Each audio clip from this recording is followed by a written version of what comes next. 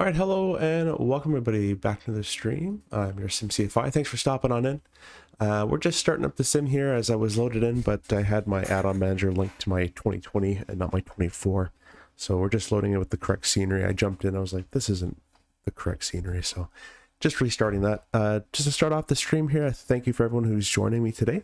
I'm a little sick still from, as you saw from my live stream as well. So if I'm sniffling, coughing, sneezing, that's kind of what it is. So still home doing that.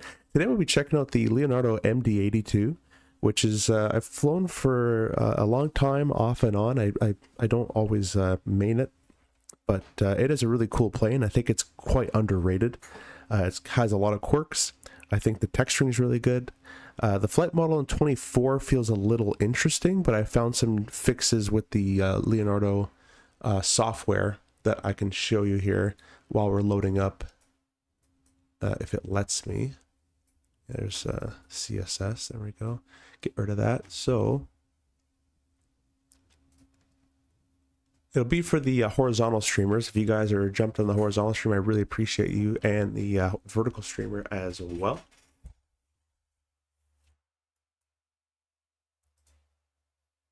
So I'll bring it up on both streams here, and I'll show you what I did to make it feel a little bit more real to me. I've never flown an MD-80. I'm a CRJ pilot, so I fly the CRJ, but just based off videos I've seen and my experience in the RJ, where the MD-80 should be a bigger, heavier jet, I've kind of adjusted my sim to fly like that. So I left all my yoke and everything settings all default in the sim, but when I went to the Leonardo thing here, I went to the settings page, and then I went to axis calibration, and I went over here. Let's start the sim. Went over here and I kind of dialed these settings down a little bit, so you can copy these as best as you want. These are what kind of feel good to me. They're not set in stone. I'm still adjusting them, but this is what's good for me. So feel free to copy those down. And while I start the sim up here, with those settings in default, in my opinion, the airplane is way too wibbly wobbly. But that's just me. So I left all my settings default, and all I did was set those settings in the Mad Dog executable. So I'll put that away. There we go. So that's all I did there. We'll be flying from Minneapolis to Boston. Minneapolis, we're using Flight Beams Minneapolis, and they actually have given this scenery to me a while ago, and I've been using it here and there. And we're going to Fly Tampa's Boston, which Fly Tampa really couldn't be beat back in the FSX and P3D days, and they're still really good now. This looks like a proper scenery. The old scenery, I'm like, this can't be Flight Beam scenery. So this is the Mad Dog, the MD-82. It's another T-tail airplane, part of the T-tail club. And I don't really know much of the specs about it and the engine thrust and all that stuff, but it's still a cool plane. So we'll say hi to we got in chat, and then we'll keep going on here. So in the horizontal chat, we got Major Mark. Hey, welcome. Thanks for jumping in. Behind the skies, welcome as well. Tyler Rocks, you did a nice on your overlay for the flight stuff. Thanks. Yeah, I appreciate that. So one of my Discord guys, actually Samuel, who made that for me. Mark said, I fell asleep last night. Yeah, no worries, my friend. I actually kind of did too. I was thinking about it, and then I just passed out in bed. And on the vertical stream, we got Anthony. Hey, welcome. I'm sick too. Not fun and have in common. Yeah, I've been sick twice in a month. I don't know what it is. Going in and out of the airport, there's a lot of sick people, I guess, and on the airplane as well.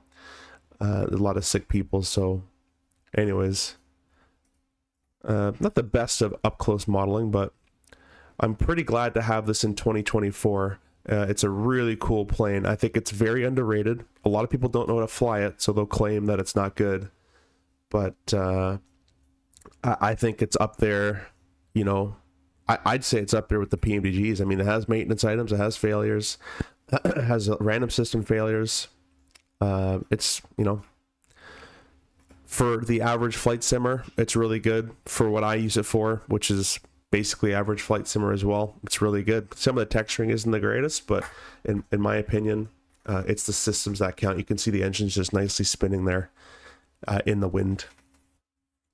Probably would have a sound effect. That's the one thing I will give this airplane, is the sounds aren't the greatest, and I kind of wish there was like a Boris sound pack for it. And I think they're trying to simulate that the engines are so far back from the flight deck and all that, but even in the cabin, you can't hear anything. So that's a nice picture right there. Anyway, so we're going to take a look at this airplane. I'm probably going to do some stuff wrong as I haven't flown it in a while.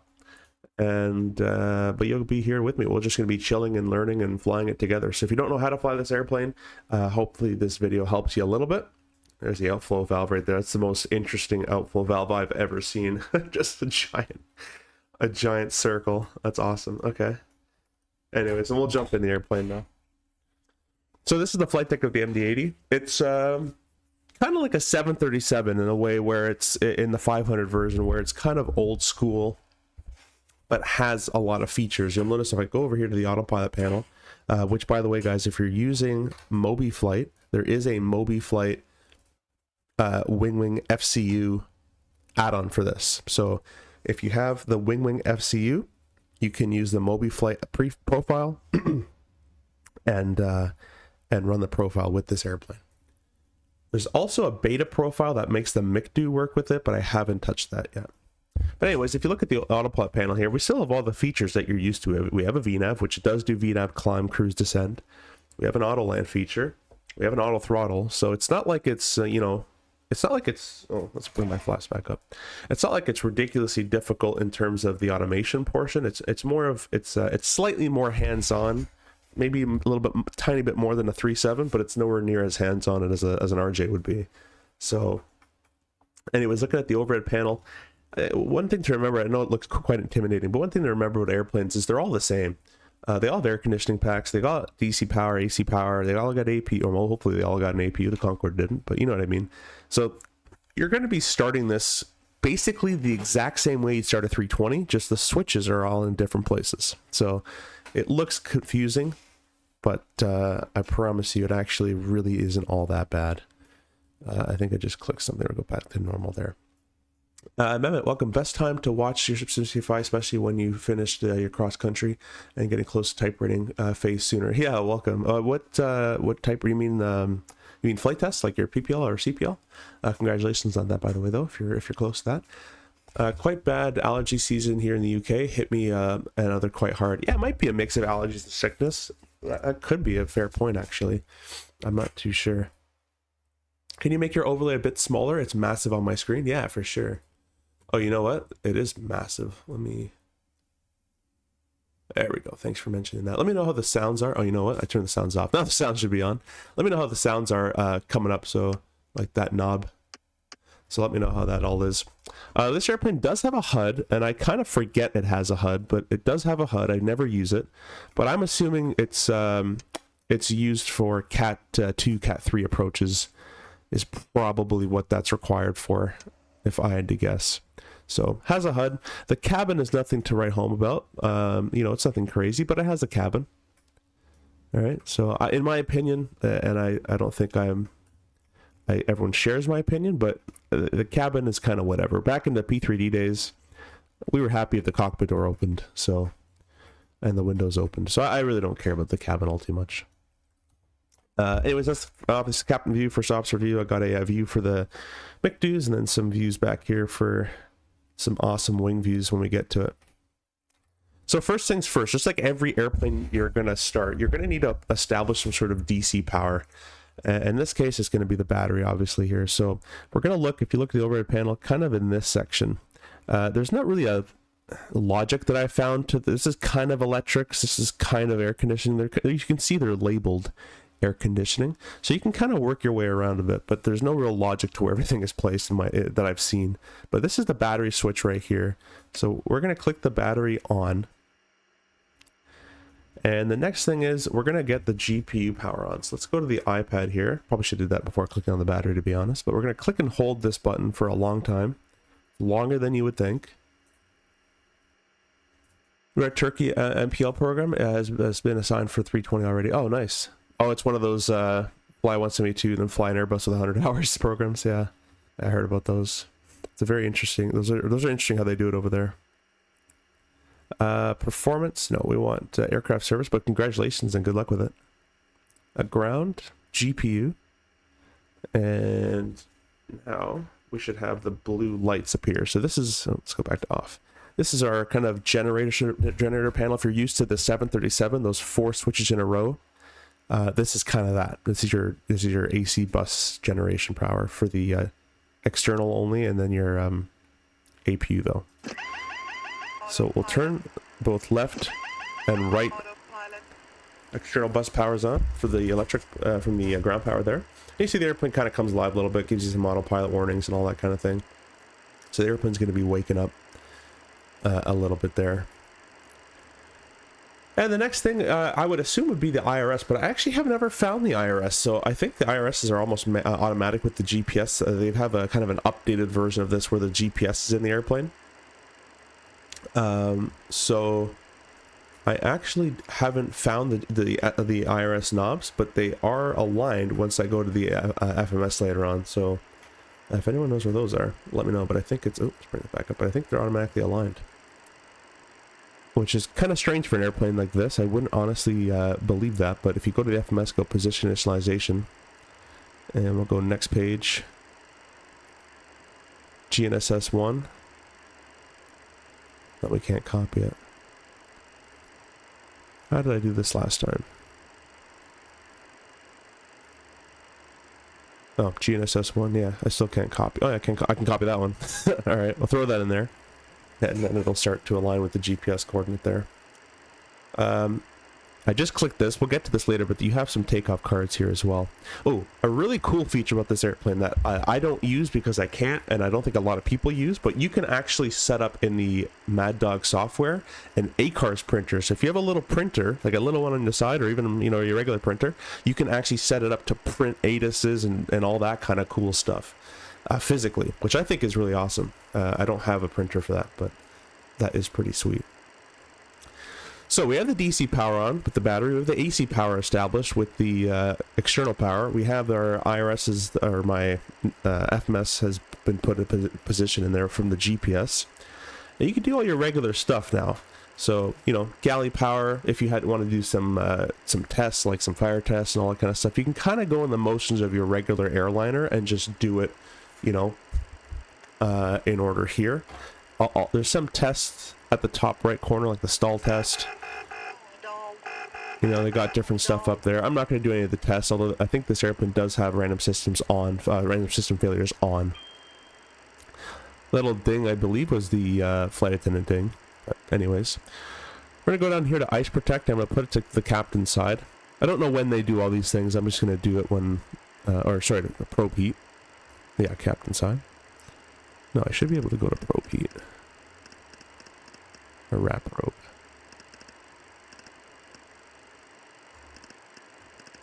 There we go.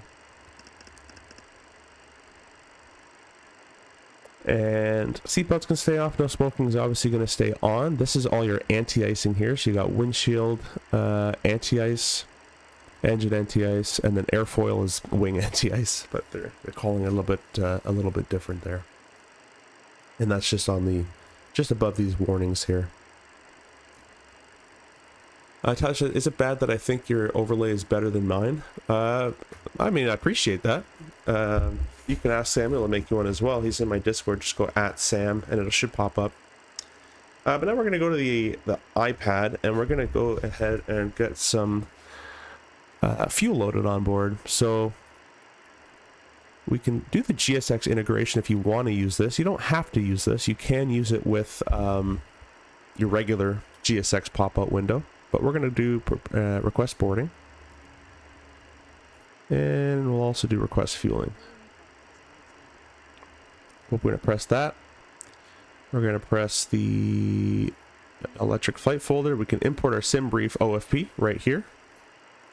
Now I'm using the JZA format for my RJ days. So the Lido, I believe the Lido you can scroll and I'll have different tabs for it. But this format of flight plan, it's just an up and down if you wanted to use it like that.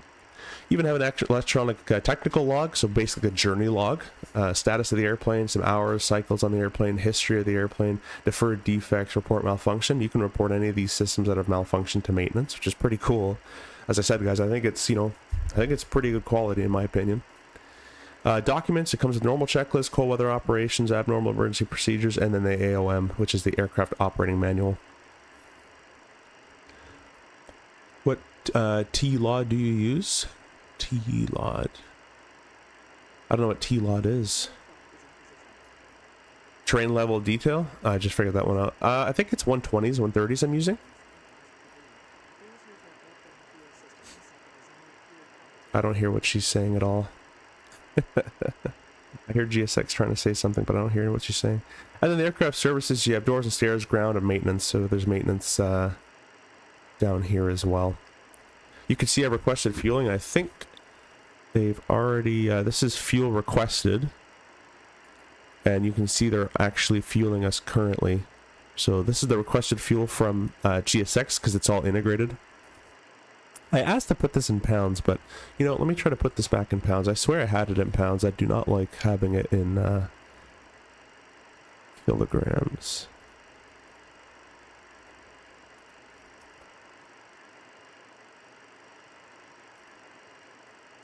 You can even choose boarding music, which is kind of funny.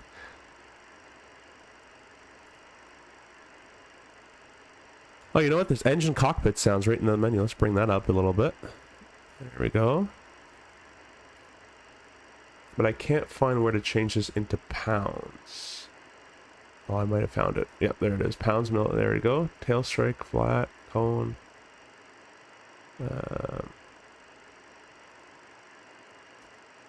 tail is this one?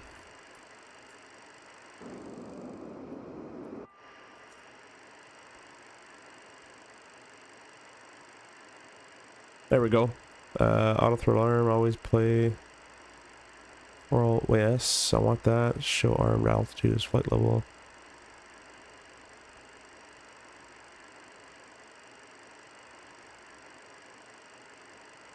Alright. There we go. I've set some settings up, so now we should have... Now we should have pounds. Nope, it's still in current grams. Oh well. I tried my best. So anyways, we're taking on fuel. And I think the doors should be automatic in GSX as well. I do not know why the back one is open. Famous story, by the way, with this back door in the MD-82. If you look up, there was a heist. I forget what the heist was called, but there was a famous heist that happened with this back door. Basically, a criminal got on board and actually allegedly escaped through that. No one really knows if he died in the fall or not with a parachute. Graphics, yeah, it's 130, I believe. I run. Anyways, that's coming online. Performance here. There should be a way to... Yeah, there we go. Weight and balance. I'm going to import from SimBrief.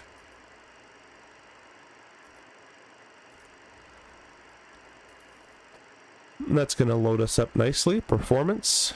We're going to be at KMSP. And we'll get to the runway later because I'll have to figure that out. Yeah, I don't know. I don't like that this is in kilograms. I would like to change that, but anyways. And you even have your basic charts here as well. So if you wanted to use the charts in the iPad, you got it all here. Hunter, hey, welcome. Feral, welcome as well. Yeah, DB Cooper. There you go. Yeah, that's the guy's name. You got it. I'm gonna get the weather from Minneapolis here, and we don't have any ATC on, I don't believe. Yeah, no one's online right now, but I'll just get the weather from Navigraph. The departure 12 left, 12 right, 17. Well,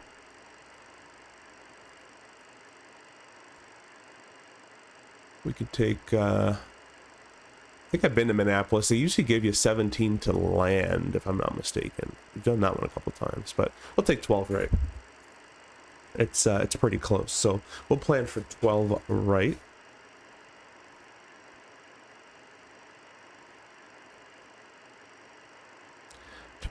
It's dry, flaps optimum. The wind is... Actually, let me show you something, guys, something kind of cool. If I go over here to ACARS, we'll go menu, ACARS, AOC SID, free flight. Init data. We're just going to press the request button. It's going to populate all that, but while it's populating all that information in there, we'll go return, requests, ATIS. Now, if you had online, let's say you had ATC online and they had an ATIS up on VATSIM, you can actually type in KMSP in here, send off a request for the ATIS, and it would actually you get a message. There it is. That's going to say probably not no ATIS. Yes, it says a nil because no one's online. But you'd be able to have it written out with you, all the ATIS here, and then you'd be able to print it if you have a real printer, which would be kind of cool to see as well. For us, we can try doing requests, weather request, KMSP.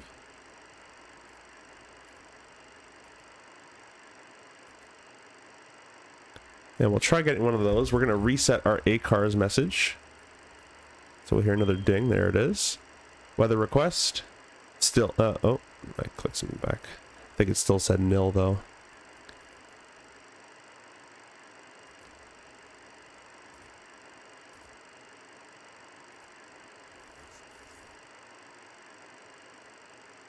Yeah, I don't know why that happens. It used to work, so I probably didn't set something up properly. But anyways, I'll go to pre-flight and init data. That should all be, you can see it's all been filled out. We're going Minneapolis, Boston. And it's our departure time with our estimated time en route, the date, airline, and call sign. That's all plugged in there for us. Click the flight plan button there. Weight and balance. So, I think this is still in kilograms. But my FMS, I believe, is in pounds. Oh no, I think it also is in kilograms as well. Yeah, I would love to change that to pounds, and I thought I had. Oh, right there. There we go. Now we're in pounds. That's what I like to see. And we're in pounds there. Cool. There's another ACARS message. Although I didn't get anything, so. And that's CPDLC, which is kind of cool as well. But we're going to go pre-flight again. Weight and balance. So trip fuel, if I go to this iPad here, the trip is 16,281. 16,281. Taxi fuel, 800 pounds. Doubled what the CRJ uses. And then block fuels are total fuel. It's going to be 27,295. Fuel on board, 27,295. Oh, you know what? We got to write it, I think, properly here. And I keep hitting a button every time I get closer. Pre-flight, weight balance. What was it? 7,295. So I'll put 27.3. Okay, I'll put it properly, 295. Alright, send. So we'll send that off. Tyler, I need to get back into flight sim. Yeah, man, you should get back into it if you enjoy it. If you don't enjoy it, don't get back into it. But anyways, that's all been set up. So we'll go to the route page. Now to get a company route, I'm just going to put in our departure arrival. So KMSP to KBOS. Whoop. BOS, but it's different layout than I'm used to here. Company route, it's going to grab it, and it has our entire sim brief route. We'll activate that, we'll execute it, and we'll go departures and arrivals. Our departure is the Whistle 7 or the Whistler 7, whatever they want to call it. Next page, Whistle 7. And we're using 12, right? Thought it would have asked me for... Huh. There's no... I guess there's no transition on that one. So 12 right with the Whistler 7 should say activate. It does not. There we go. That makes sense. And the GRB transition. We'll execute that. Alright. Now we're going to put in our arrival. We're not going to select an approach, just an arrival. So we're going to select the star. And that's it. We'll select the approach in the air. So we're doing the JFUN 2 via PONCT. So index, arrival, JFUN 2, PONCT, or whatever. And we'll execute that. Next, we'll press route, performance data. We got all this information to fill out. So got my flight plan here. We're cruising at 330. And the cruise wind is 291/51. The ISA deviation is 9 degrees.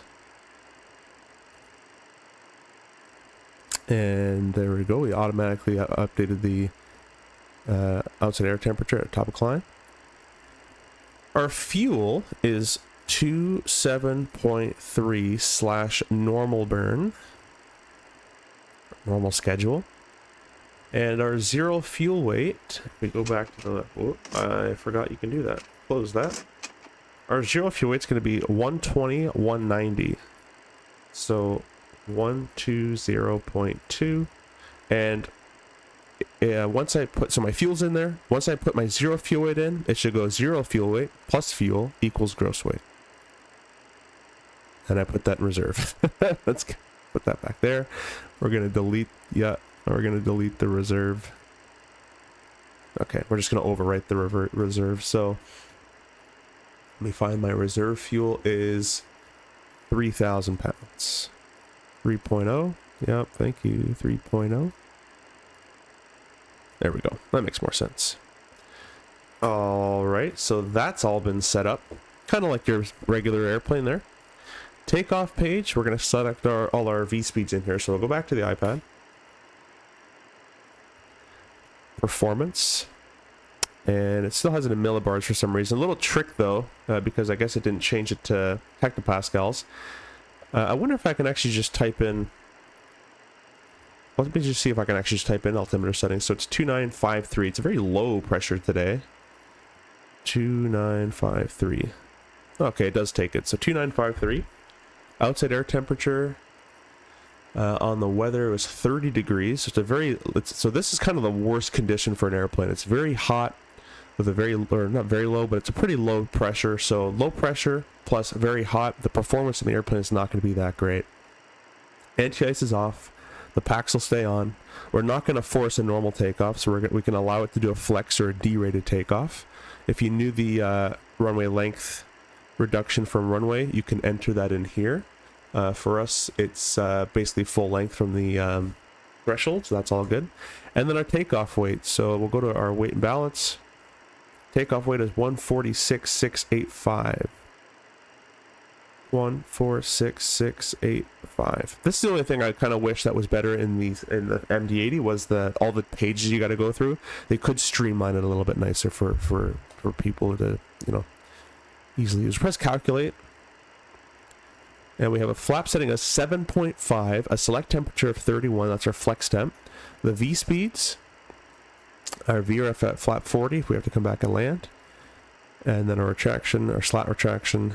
And V-man, I actually don't know what it is. It might be the equivalent of... No, it wouldn't be VT. So I don't know what a V-man is. You guys can tell me in the comments if you guys know what that is, though.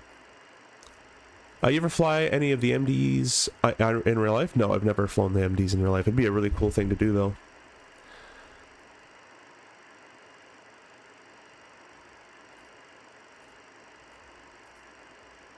Let me quickly go see... Oh, I thought we were over the max takeoff weight for a sec. Max takeoff weight's right here, but it says note max takeoff weight structural. See AOM volume 2 chapter 1. I don't know what that's for, really, to be honest. We're under that, but anyways, that's just saying for our runway we're over it. Oh, you know what? I didn't type in the wind. The wind is 190, 15, gusting 25. So the gust doesn't count. We're gonna do just 190/15. Enter that in. So if it had some sort of like sync weather, that'd be a lot nicer than having to type all that stuff in. We'll reset our thing there. We've got a flap of 7.0, cell of 32. The V speeds I don't think really changed. So 48, 52, 61. 48, 52, 61. 148, 152, 161. All right, now to enter a cell temperature, guys, this one's a really strange one to figure out if you guys don't know how to do cell temperature. So the first thing, let's actually go ahead and uncage our standby artificial horizon there. Gonna spam that a little bit, wake it up. So the first thing we're gonna do is we're gonna turn our automatic, I forget what this stands for, automatic reverser, ART. I'll have to look it up, but you'll have to turn that off. It actually won't flex if you don't have this off. If you leave it in auto, I believe it's automatic reverse thrust. I believe that's what it stands for. We don't want that. We're going to turn that off, and now we're able to put this into takeoff flex. And once you put it into takeoff flex, you'll notice there's a number that appears here, 35. Our flex temp was 32. To change this number, it's this little assumed temperature knob. It's a very strange airplane in that way. So put 32. And now we have a flex temp of 32, which will give us an EPR limit of 20. All the way over here, you can see it's been changed. If I change this assumed temperature, if I make it hotter, you can see our EPR gets lower and lower and lower and lower because I'm tricking the engines thinking it's hotter, hotter, hotter, hotter. The max of 56 degrees. We're going to go back to 32 degrees.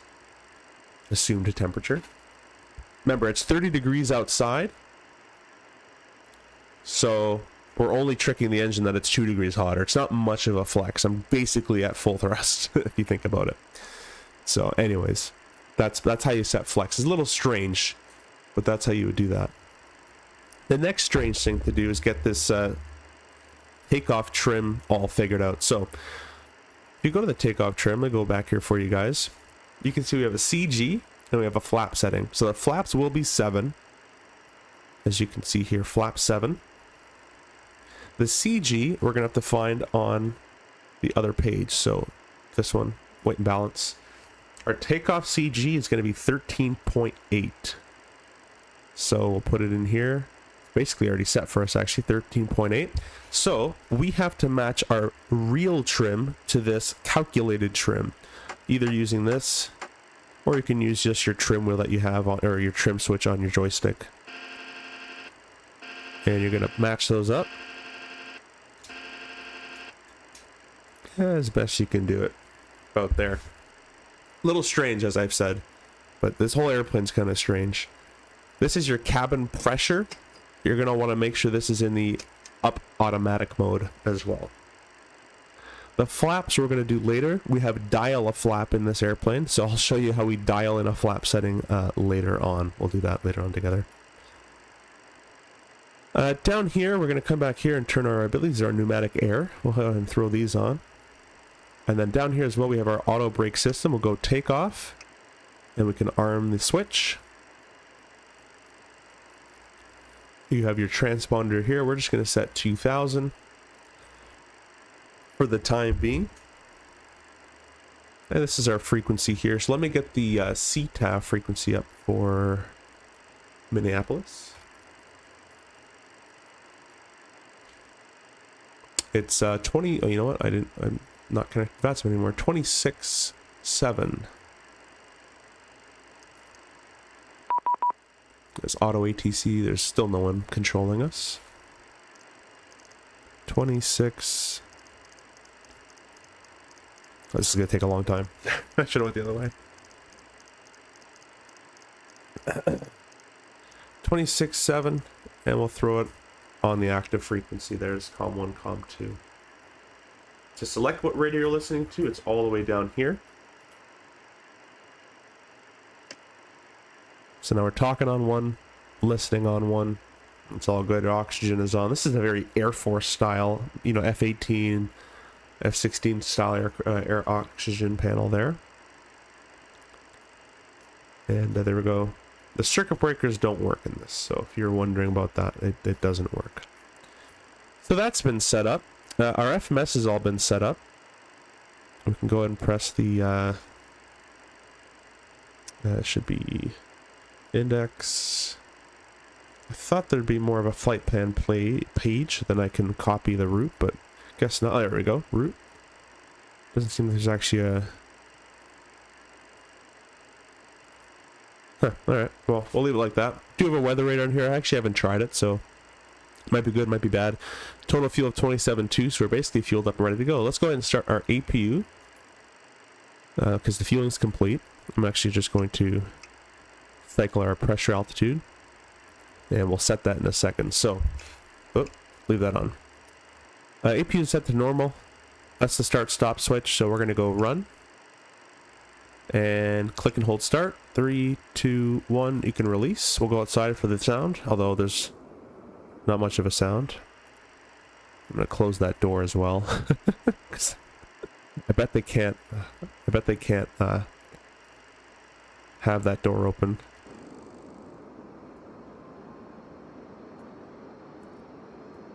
So you can kind of hear it. The sounds aren't that great. Seems like they would really keep a pilot on their toes. Yeah, this one does. And you still have all of the automated features. You still have auto throttle, auto land, all that kind of stuff, but the engines are massive as well for the airplane. I'm gonna get some water as this APU starts up. It's a very interesting APU sound.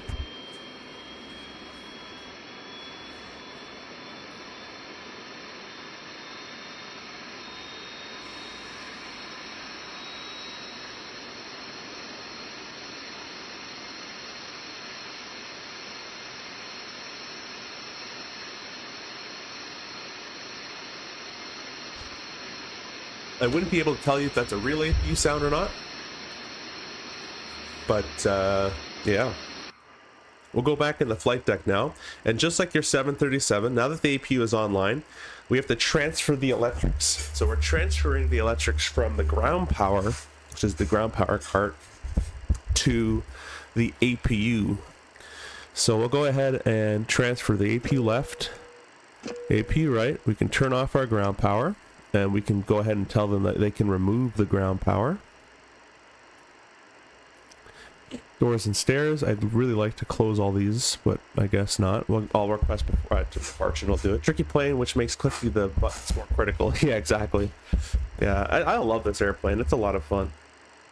That's been set. Let's go ahead and set our landing altitude. So let me go to Navigraph. I'll pull up Boston really quickly. Boston, their weather says it's 3007, so we'll put in the landing altimeter 3007, and the elevation of 15 feet, basically sea level, so we'll just put it right there. So 15 feet, we'll put the altimeter setting of our landing airport, which is Boston in this case, so 3007. That's been set. It's set to primary. We'll press the takeoff lockout button. So the light goes away, and now that we're here as well, we can give the guys a little bit of air conditioning. Once we turn the, actually let's turn the air packs off real quick. Let's turn the air conditioning on.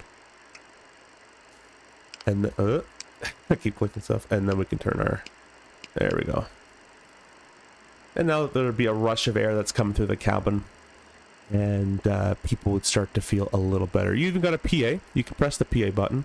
PA and emergency light test. And then once we're in the pushback and starting up the engine and stuff, you can click that again and it'll do the emergency. Emergency light off. There you go. We'll press the attendant calling reset. By the way, guys, here's a trivia question for you guys. Notice that every airplane usually has a compass around here somewhere. In the trivia, let me know where the compass is.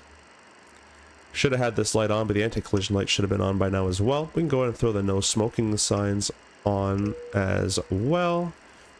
That's all good to go. And we can go ahead and press the prepare for departure once we're all set up with our autopilot panel. So, let me close Mobi Flight real quick, and I'm going to restart it because my autopilot panel's not showing. I'm using the Wing FCU to control this autopilot panel.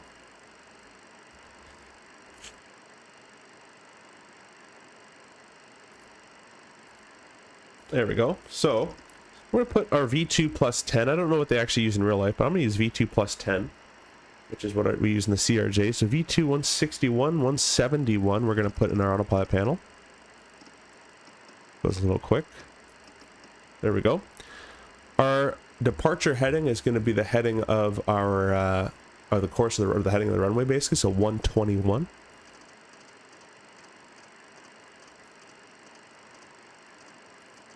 There we go. Vertical speed we're going to leave blank. And then the altitude selector, we're going to set to the top of the SID.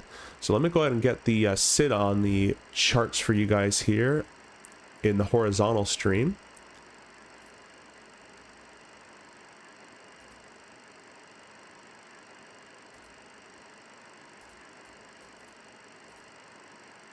There we go. So, Whistler 7 off runway 12 right. With DME equipped airplanes, it's heading for assigned headings. This is all runways. For assigned headings from 060 clockwise to 100, we don't have an assigned heading. Cross DME of 7.0 at or above 3500, maintain assigned altitude and able to comply by ATC. Well, we don't have an assigned heading, so all runways is fly assigned heading. Radar vectors to the GEP, radial 072 to Wilson. Turbojet aircraft maintain 7,000 feet or lower assigned altitude. All aircraft, other aircraft maintain 5,000. So we are a turbojet aircraft, so we're going up to 7,000 feet. So we'll put this guy up to 7,000. There we go, 7,000 feet. So V2 plus 10, heading at 121, and 7,000 feet set there. All right, so we're pretty much good to go on that part of it as well. If you ever guys are wondering how to change your navigation displays, it's all in the left side here. So right now I'm in the arc mode, kind of your standard mode there. And we have a VOR fail because we don't really have frequency that's put in there that the VOR would grab. So, at least to my knowledge, that's what that is. So, yeah, we're all good there. You got some panel lightings down here if you needed them. That's kind of it for that. So we're basically ready to go. Let me go ahead and get our GSX. There we go. We'll press prepare pushback departure. Nope. I would like them to close that door for me though.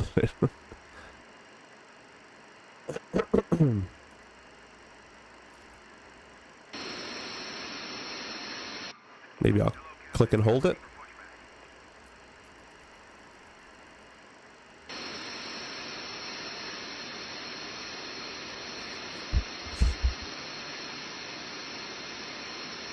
I think there's something with this door. It's not a bug. I think there's something with this door. There's a certain way that you have to press the pause button. There's a certain way you have to do it so it actually closes.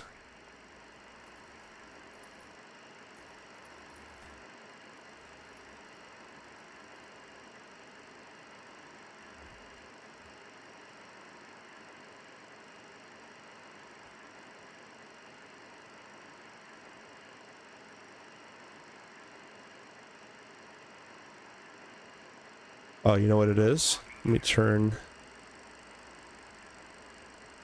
that off. I'm just trying to read on Reddit why this door isn't closing. Reddit is the answer to a lot of problems.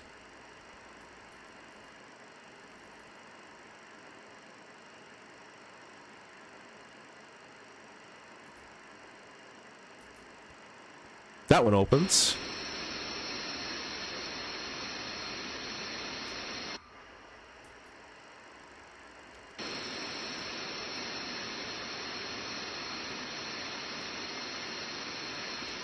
Any ideas, guys?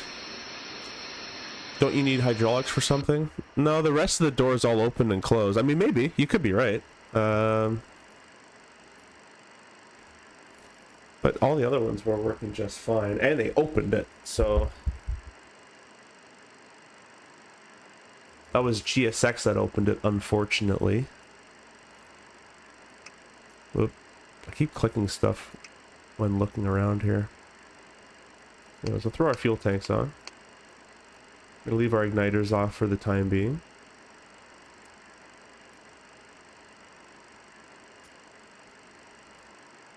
Maybe the pneumatic door or pneumatic air. We can close this now. Don't know why that would matter, but yo, what's up? Hey, 5 cents. Welcome, welcome, welcome. Hope you're doing well, my friend. Maybe we'll disarm the auto brake. I'm just trying to get this aft door closed, or aft stairs, I should say. It does not want to close. Everything else will work. Oh, we got some subscribers. Thank you so much for that, guys. Let's do more searching. Someone said online that doors won't work anymore if Mad Dog if you engage the beacon lights. I wonder if it's you turn them on at all and you're done for.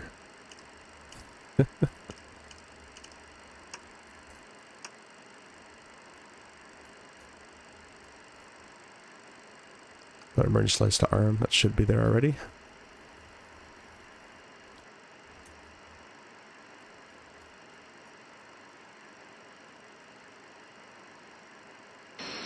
Yeah, I just can't get that door to close.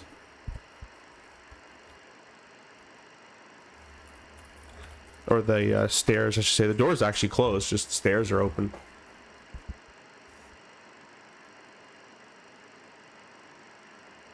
So it says to close the stairs in MD-82 Microsoft, you need to activate the auxiliary and transfer pumps. This will allow you to retract the stairs as a... So you were right about the hydraulics. So, specifically, you need to turn on the auxiliary pump, aux pump, and transfer pump off, refer to the P2 power. These pumps provide necessary blah, blah, blah. Okay, cool. So now the mission is to find where that is. So you were right. Alpha, if you're still here. It's electric. That's electric. Electric. It's gonna be some random switch, I'm telling you right now.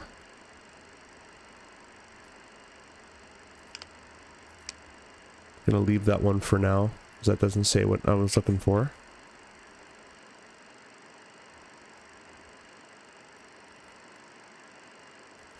Ground proximity warning system. Hey, FlightSim Gang, welcome. Alpha, do you know where the transfer slash auxiliary pump switches are? There's Galley, throw that on.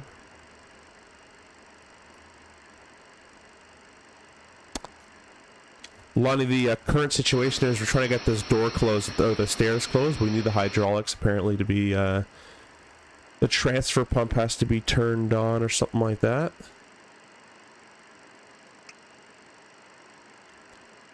But we're looking for the hydraulic transfer currently. The sounds, in my opinion, aren't the greatest. They're not, you know, they're not completely awful, but I mean, this is the APU sound here. Octopop apparently need the right FMC. Thanks, man. Let's go ahead and take a look. Zoom out. Oh, you know what? It's right here. There we go. Trans, aux pumps, and now... Aha! There's the door closed. Awesome. Thanks, Simple and Alpha. Appreciate you.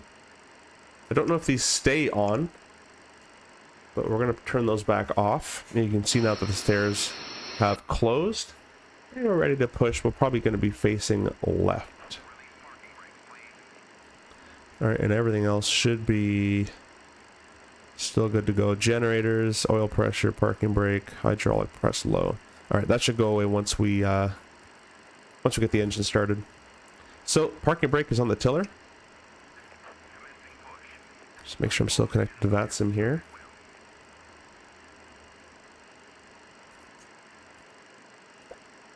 And we're starting our push. Given how expensive it is, I'll wait until Boris puts out a sound pack. Honestly, I wouldn't wait. This airplane is really, really good. The sounds aren't great, and you just hear the clicking of the standby altimeters and all that kind of stuff, but I wouldn't wait. It's pretty good. Yeah, right. I forgot that panel even existed, to be honest with you.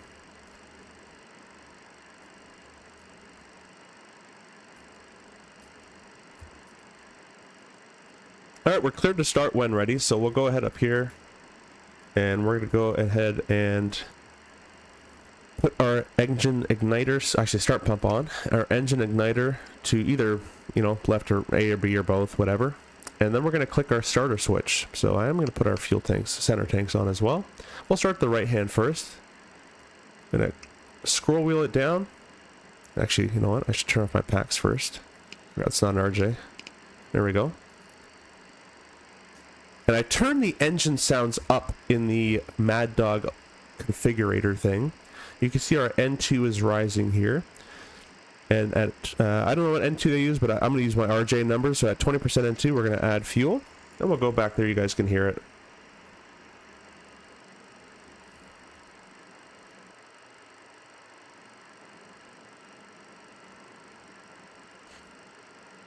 You can see not much of the best sounds. I still hear the clicking in the cabin.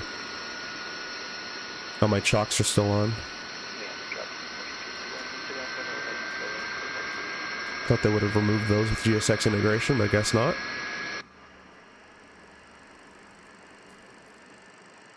So yeah, the engine sounds, they're there. They definitely aren't the greatest. So to set the parking brake, it's like a real parking brake, guys. You're going to click and hold your wheel brakes. Click and hold the knob or the switch. Release your wheel brakes, and then you can release the, and then you can unclick this. If you just click it, it'll just bounce. So click and hold the brakes. Click and hold. Release the brakes. Release the brake.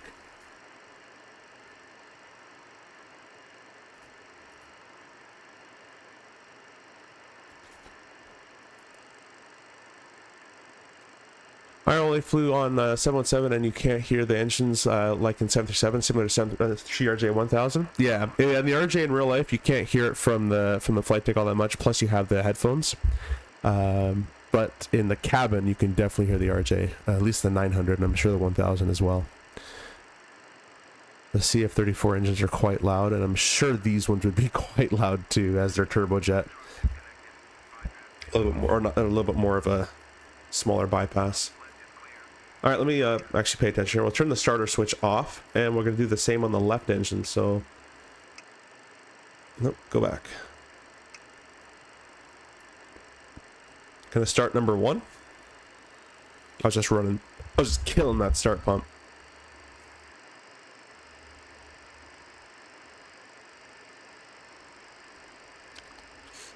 And again, I don't know what N2 they wait for. I'm going to wait for my real life numbers in the RJ, so we'll do 20% N2, just so I don't forget in real life when I got to go back to that. EGT is nicely coming on up, or coming on up. And yeah, I completely agree that in the flight deck, you shouldn't hear the engines all that much, as they're really far behind, plus you'd have a headset on anyways, but back here, 100%. Those should be growling at you.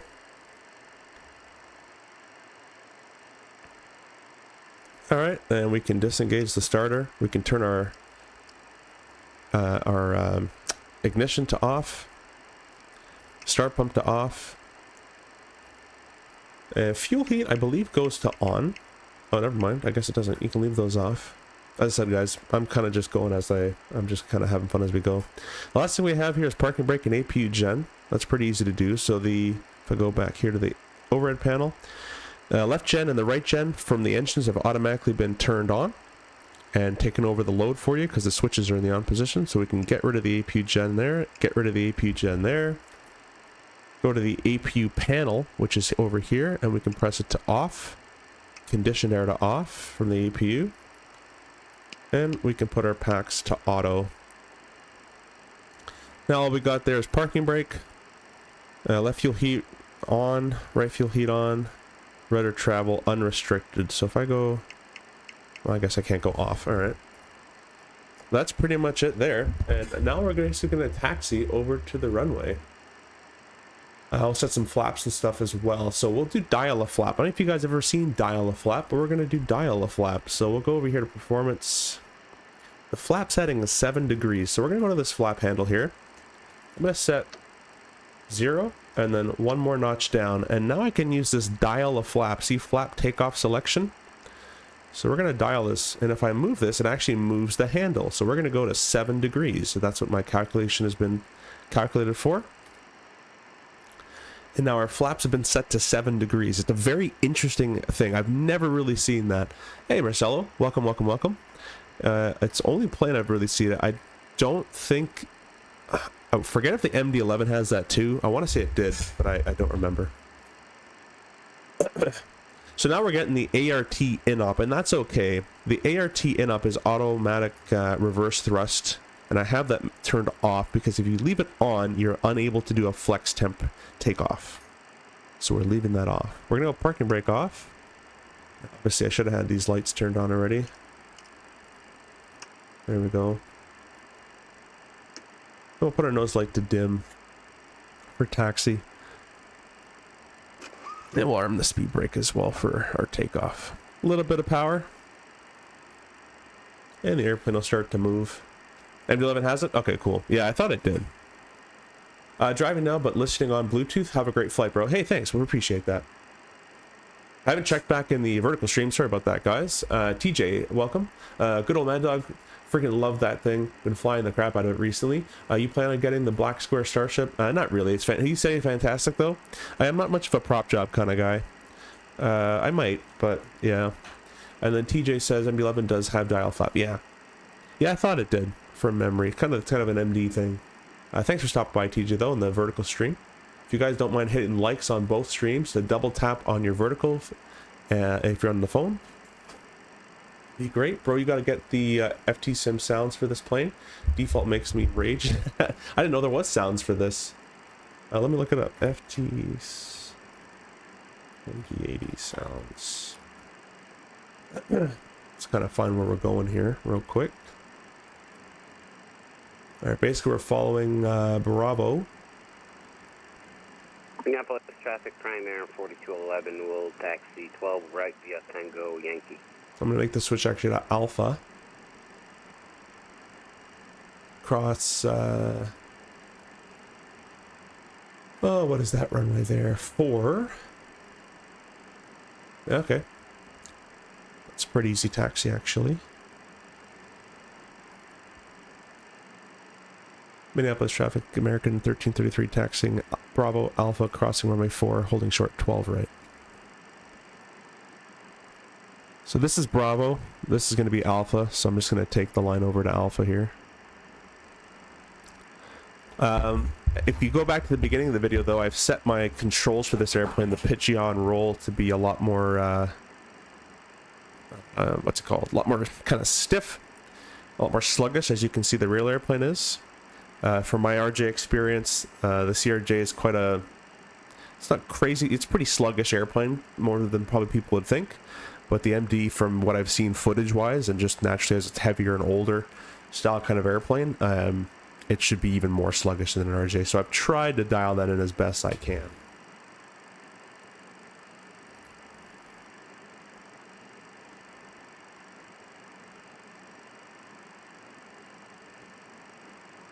Oh, you know what? There is sounds. I just found it here. How much is this? Free demo, full Patreon? $20 for sim or for sounds? I don't know, man. It better be amazing sounds. He says FT sims are 100% required. If I fly this a lot, I'll probably get it. This might be a one-off. Let's see. I do like it though. I've always liked this plane. I've had it in FSX and P3D and all that kind of stuff back then.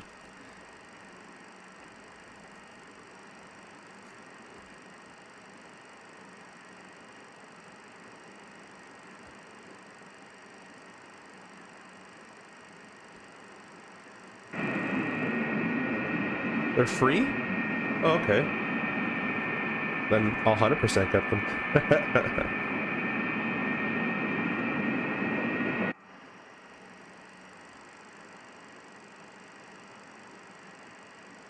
I'm having a yoke problem. This is a TCA yoke problem where sometimes if I pitch up or down, it kind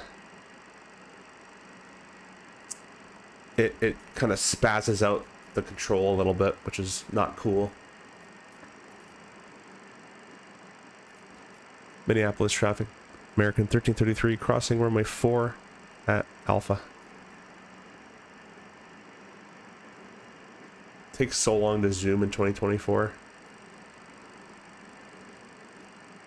but should be clear right, clear left, best I can see. Should be in an active runway, so we'll keep the strobes off. Minneapolis traffic primary 4211 takeoff 12 right Winston 7 departure Green Bay transition. Okay, so I'm having this problem still. Notice he just said he's taken off 12 right. I can't see him in 2024. I don't know why that's been happening to me, but I can't see anybody there. So I could be taxiing inside of someone for all I know. I would have no idea. So for that case, I'm going to disconnect from VATSIM until I get 2024 kind of settled, because I can't see anybody. GB says, I thought you had to be in their Patreon. Yeah, I think you do. What it's looking like, that is what it's requiring. Let me set our ACARS link there. Yeah, this is an amazing airplane. It looks, I don't know, to me this airplane looks amazing as well. With that old nice chrome metal polished finish. No, there's a way to get to do it. I'm looking into it, and I'll PM you what I've got, because I've got it for free. Okay, that sounds. I don't do any pirate stuff, so I don't know if it's that you're talking about or not. But I don't do that kind of thing. I'll pay for it if it needs to be paid for. But yeah, absolutely amazing looking airplane.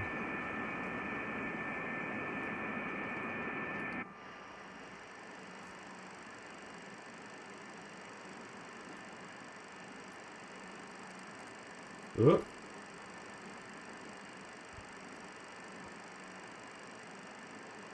I was right clicking to look somewhere and my rudder went all nuts. Block my office chair wheels here so I don't slide around using my rudders. Girl says that's interesting.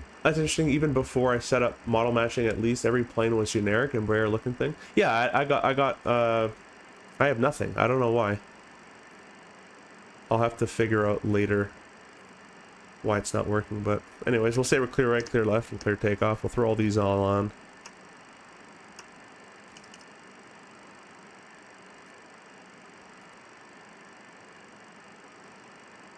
And basically what we're going to do is we're going to throw the thrust up a little bit. Then we're going to turn the auto throttle on. And then we're going to click that button right there. Oh. That button right there. A little black one. I'll show you when we're stopping the runway here. Hey, Luke, welcome. Wow, can't believe the sounds from 2002 still in this plane. Yeah.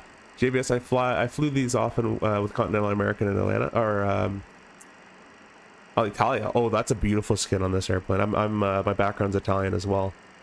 I've always had a soft spot for that, especially on the 7.4. The little black nose. Oh, that was an awesome one too.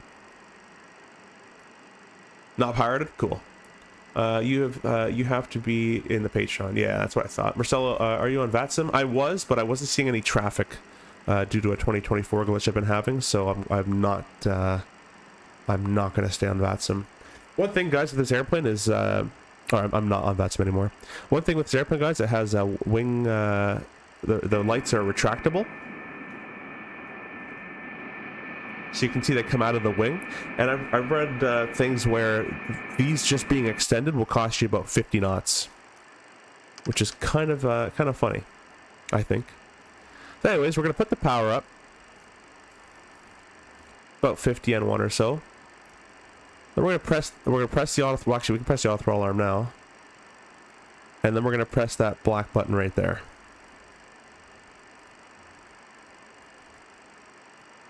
Or my throttles don't work anymore. Let's turn that off. There we go. Put the thrust up. We'll do auto throttle after.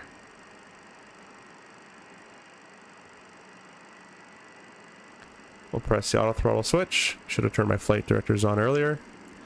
And we'll press the button there.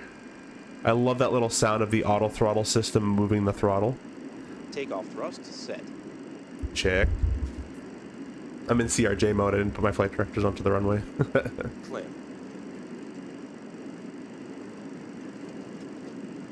$80 knots, cross check. He shouldn't technically say cross check, but anyways.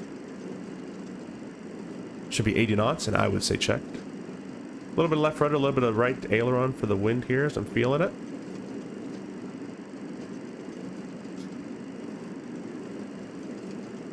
V1. Rotate.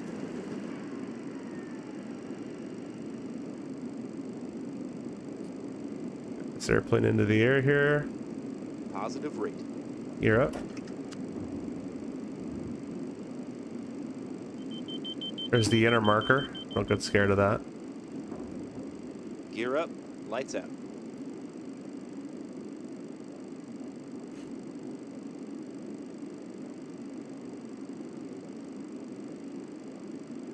Okay, go ahead and throw the flaps up.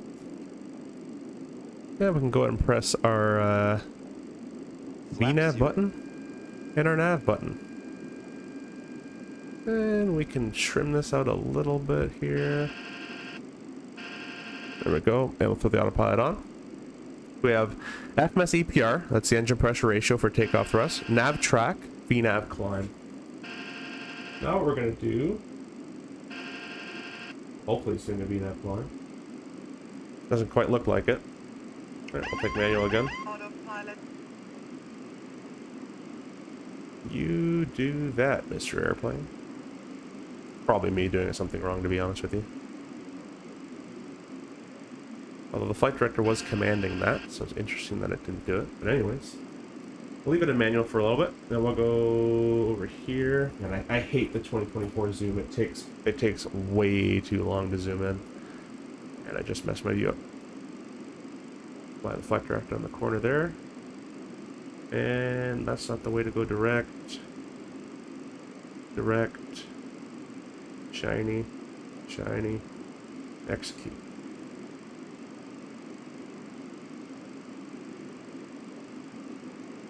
If flat, you can feel how heavy this airplane is, though.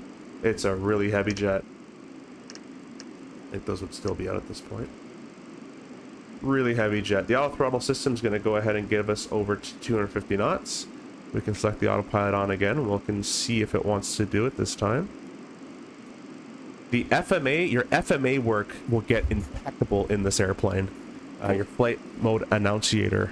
You always got to be checking this. Usually this is at the top of your PFD, or maybe the top left, like the CRJ. But in this guy, it's right here. So your FMA work will be impeccable once you go to any other airplane. As once you click something, you really need to verify that's what it's doing. And even though it did say VNAV climb, it didn't do it anyways. So you really got to verify that everything is working correctly. There might be an autopilot limitation that I don't know about. Maybe I armed it too early. They are J600 feet above ground. Maybe it's a bit higher for this one. Anyways, we're going to go to our power setting here. We're going to put our automatic reverse thrust back to armed, or auto, and then climb EPR. Climb thrust set.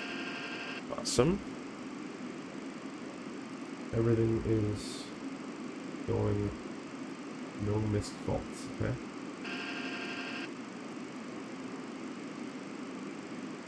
Alright, that's actually kind of cool. I actually kind of like that. Well, you can check up on all the systems there pretty nicely for yourself. And you can see the airplane has automatically, but knows to be below 250 at 10,000 via the FMS, so it's bugged 250 for itself. This was V1, VR, V2. And then our slat retraction there.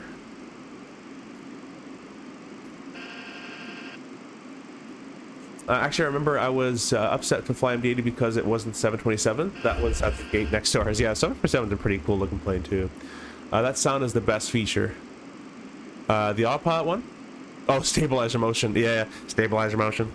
I don't hear it though. Did we hear it? I just heard the actual sound effect. I didn't actually hear the actual call out. Let's see here. Where's the temperature? I think it's somewhere in the middle here. It's 37 degrees, so we don't need any anti-icing. Hey Ivan, welcome. Hope everyone, or hope you're doing well. Vero, the vertical stream, pretty fancy automation for this time. Yeah, I think this is really automatic. This is more automatic than the RJ. There's 6 for 7,000. Let's go ahead and go all the way to our top altitude of 33,000 feet.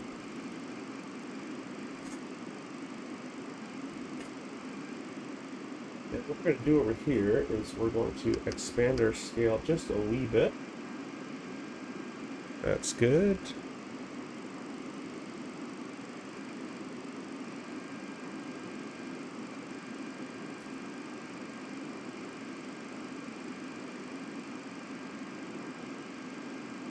I wonder if I can lower this. There we go. You can see a bit more of that. You have terrain mode on if you want it. I think there's a weather radar, but you know what? Let's see if we can throw it on here. So we'll turn terrain off. Oh, you know what I didn't do? I'm sorry, guys. I didn't show you this cool little card they got here. They got a takeoff card, which is kind of cool. Keeps popping off. I keep left clicking it by accident, but there we go. Anyways, left hand side we'll go power, weather plus turbulence.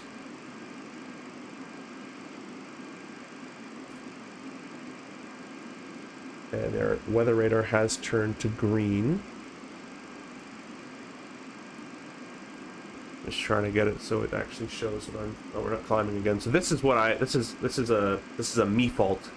Notice when I said FMA, you got to be checking that FMA. I set 33,000, but it went to VNAV level already. So I'm gonna click VNAV climb again, and it's gonna go back to VNAV climb. So that's where the FMA stuff really comes in handy. Again, it's not a plane problem, it's a me problem. So if people have a problem with the airplane, it's probably because they don't know how to use it properly.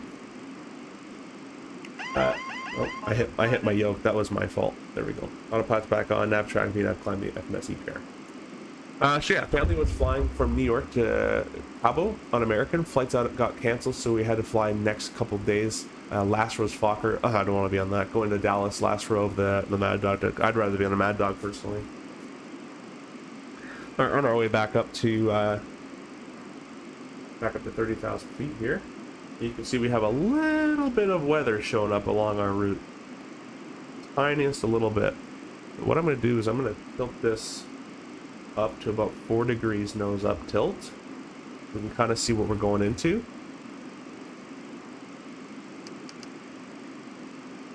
It's not painting anything for us right now, which the weather radar doesn't show clouds, by the way, guys. It just shows rain, precipitation. Wet hail being the most it'll see, because it's a giant ball and it's wet. So there we go. There's weather turbulence.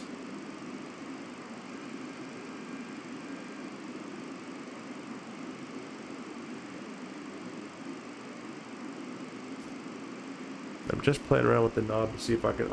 In real life, you should be able to paint ground. So if I go low enough, now at minus 13 degrees, it actually should be showing me. It should be showing me terrain. So this is not what a real weather radar would do. A real weather radar would paint terrain because I'm looking so low. So it doesn't exactly do that.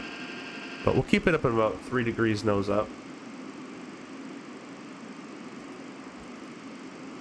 And we're going to bring our heading indicator to match our course here.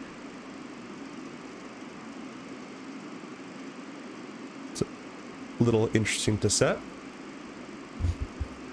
American Fokker was tricked out to 0.7. Seat layout was big, comfy recliners, and oh, that's kind of cool. Flight went to Love Field, so that plane was capacity restricted. And then that flight out of DFW. Nice. How was flying on the Mad Dog before? Was it an enjoyable experience, or it was 10,000 feet, or did you like, I guess you would like the Fokker more? Passing 10, you can see the autothrottle system is automatically going to be accelerating you for yourself. That's all looking good. Retract those lights so we get a bit more, a bit quicker. Keep the seat belts on for the time being. And we'll check our pressurization panel. This is an airplane you do want to check this in. If you check any of them, make sure you check this one. So our cabin is about... it's about 1,400 feet. And the cabin is climbing. That's good. If the cabin equaled 10,000 feet or 8,000 feet, that means it's not pressurizing and you're not going to be breathing for in a little bit. Ivan says, how do the flaps and slats work? Is it like you can select multiple extension degrees? So for takeoff, oh wait a minute, this set itself to takeoff. Climb thrust. There we go. For takeoff, actually we can go all the way up there. There we go. Slats retracted. Yeah, so I had those out the entire time. My handle on my Bravo is all the way up, but it's a double click for some reason on my handle, on my axis bravo throttle. But slats would be this 0 section here, which probably would have got broken, to be honest. And then to do dial a flap, if you go back to the takeoff, you put it 1 notch below the 0. So do 2 clicks, 1 click, 2 clicks, and then you can dial in your flap setting, whatever the takeoff performance requires. And you can put it in there.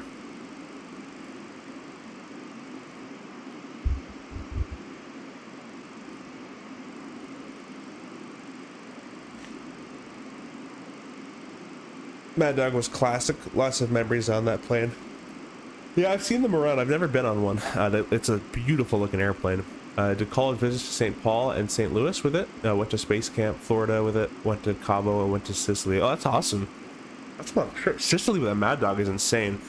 I guess you took it from Italy though. I would imagine, like Rome. I was thinking going from the States, which obviously it couldn't do.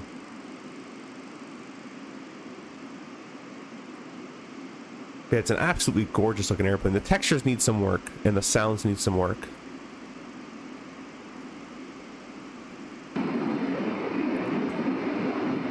But anytime I see this old American skin, especially on an MD-80 or a 767 or a DC-10 or whatever, Falcon 11, I always think of those old like 80s, 90s movies. Home Alone, Die Hard. It's always one of these little, you know, MD-80s.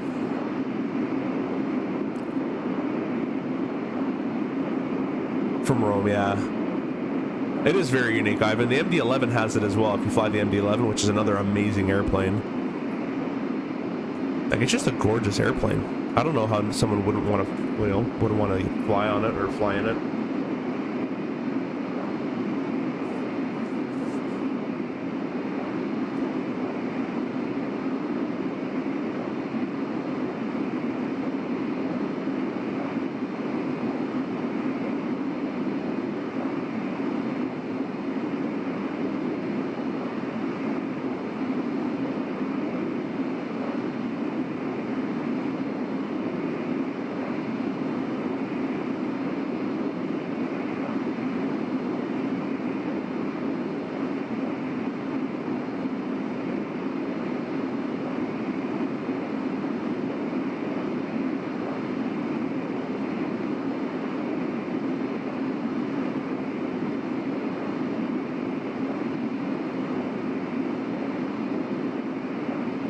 Alitalia had a huge fleet of them. Yeah, they did. I think the Alitalia livery was gorgeous. I might even do some Italian flying in the sim. I've never actually done really any European flying in the sim. I just don't really care to, but I might do it in this one. If you really going to get the 80s feel of American Airlines, you need to get the Black Nose with the Super. Yeah, that one's awesome.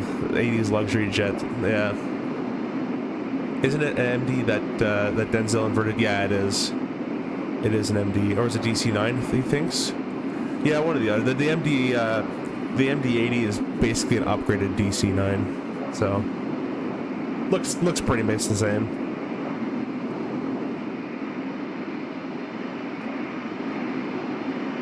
Just a gorgeous looking livery, though, in my opinion.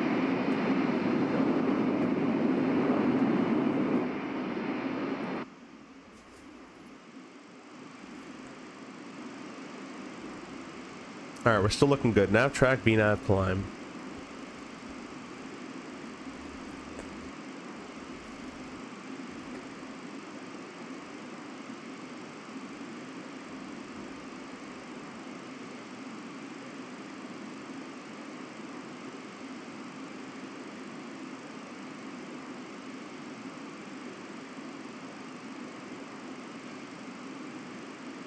I think I might know what the problem is with the traffic, and since I'm in uncontrolled airspace, I'm going to try to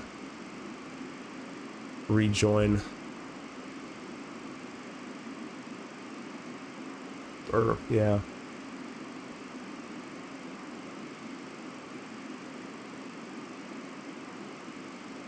Sorry, Bear. I forgot on the vertical there. More fun to watch than fly, and I recall the seating is back pretty comfortable. I can't remember why it might have been a fuselage shape.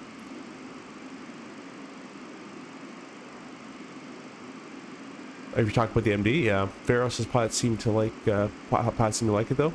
Is that about the MD-80 Vero if you're still there, or the MD-11? I've heard pilots like the MD-80. It's a very quirky bird. JBS says, I think I was initially marketed as a DC-9 Super 80, which is American called the Super 80 and then not MD-80. Oh, okay. Yeah. All kind of the same airplane.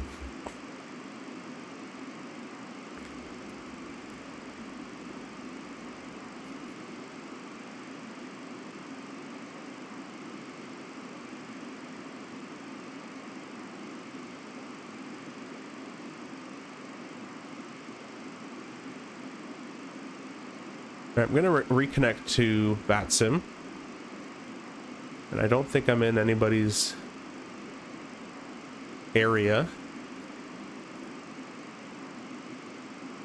So I am allowed to do that. And we're going to go over to 122.8. Let me turn our weather radar off now.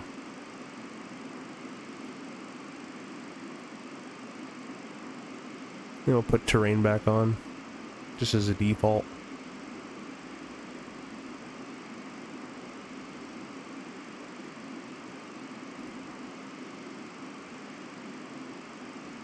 Boston's actually pretty busy.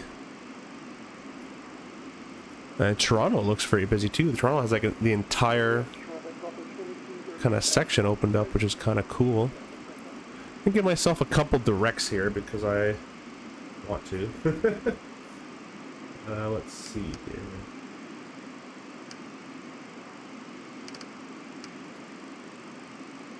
I'm gonna go direct day. Execute that, and we're in nav track. MD-80, I just remember being uncomfortable as hell as a passenger. Yeah, they probably scram you in there, but I like the airplane nonetheless. Yeah, is it true, or was it actually a 3x3? Like, this actually seems insane. Was it 2x2? Oh, it's 2x3. Interesting. This is like the A220. I just realized the cockpit door was open. Well, I guess when this airplane is flying for most of its life, that'd probably be a thing.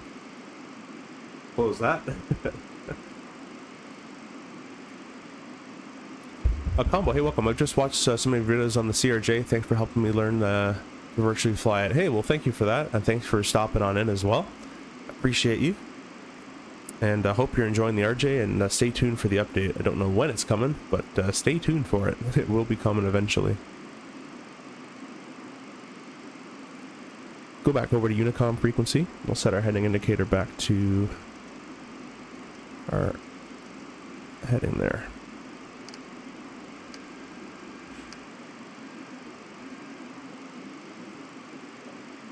Yeah, you can let the people go.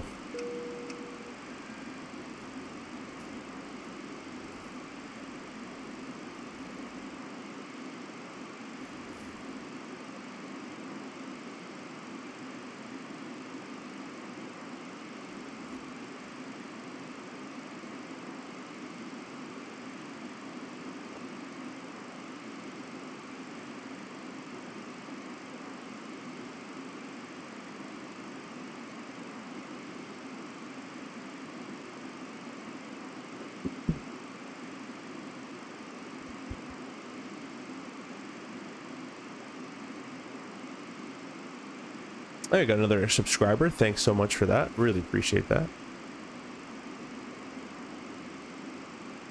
DC-9, MD-80, MD-90, 717, ARJ21. They're all basically evolutions of each other. Yeah.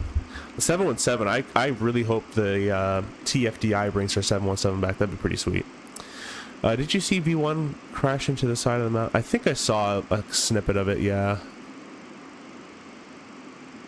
I don't really remember what happened though. I'm looking forward to it. I started playing Flight Sim about a year ago, so it's awesome to use an updated CRJ for short routes. Yeah. Well, I hope you're enjoying flight simulation. Are you getting into it because of from an enthusiast point of view, or you want to go into it real world, or you just liking it?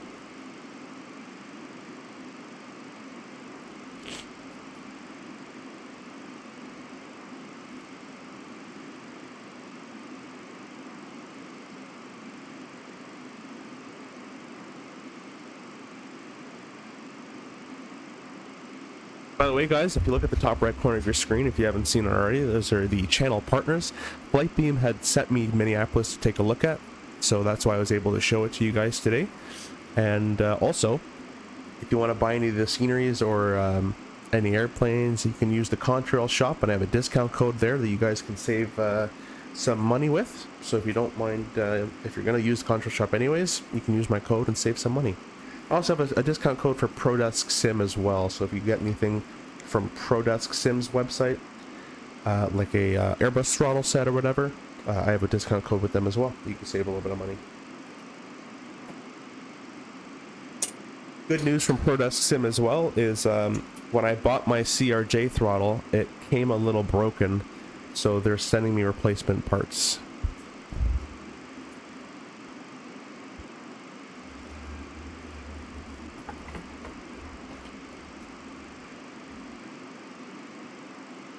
Yoke problems? Yeah, makes sense.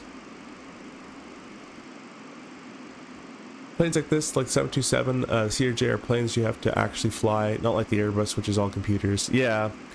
I don't know if you've noticed on my channel. Obviously, I fly the CRJ because that's my real life bird, and that's what I'm used to, and that's what I like to do. But I've been flight simming for going on 13 years now.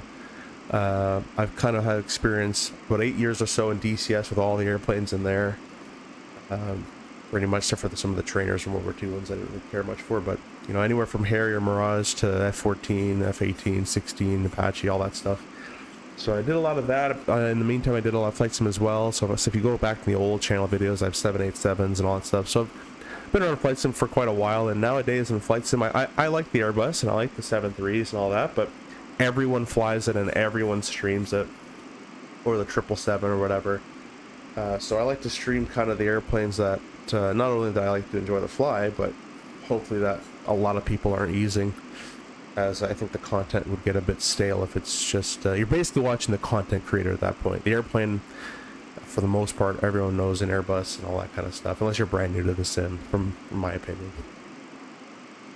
I still like the Airbus. I love all my wing. I kicked off the autopilot with my yoke there. Turn that back on. And I love all my wing stuff, like FCU and EFIS and McDo and all that stuff, but yeah, I don't know, they're cool airplanes. I respect it. I'm actually, the Phoenix, or the FS Labs A321 Neo looks really good in terms of system depth and all that stuff, so I may pick that one up. We'll see. But yeah, I like to stream things that not everybody likes to stream, or likes to fly, or says it's crap and doesn't actually know how to fly it. So that's kind of what I like to stream. Connection issues. Oh yeah, that too. Yeah, makes sense. Just to do this, I'm super close to SDF, so I'll do some plane spotting with all UPS planes. Got into flight sim and I'm hooked. Yeah, nice. Yeah, flight sim. I'm sorry for you, because flight sim will bankrupt you. You'll just keep upgrading your PC and upgrading your setup and upgrading your hardware, and it'll be an endless pit. Variety's the spice of life. Exactly. Yeah.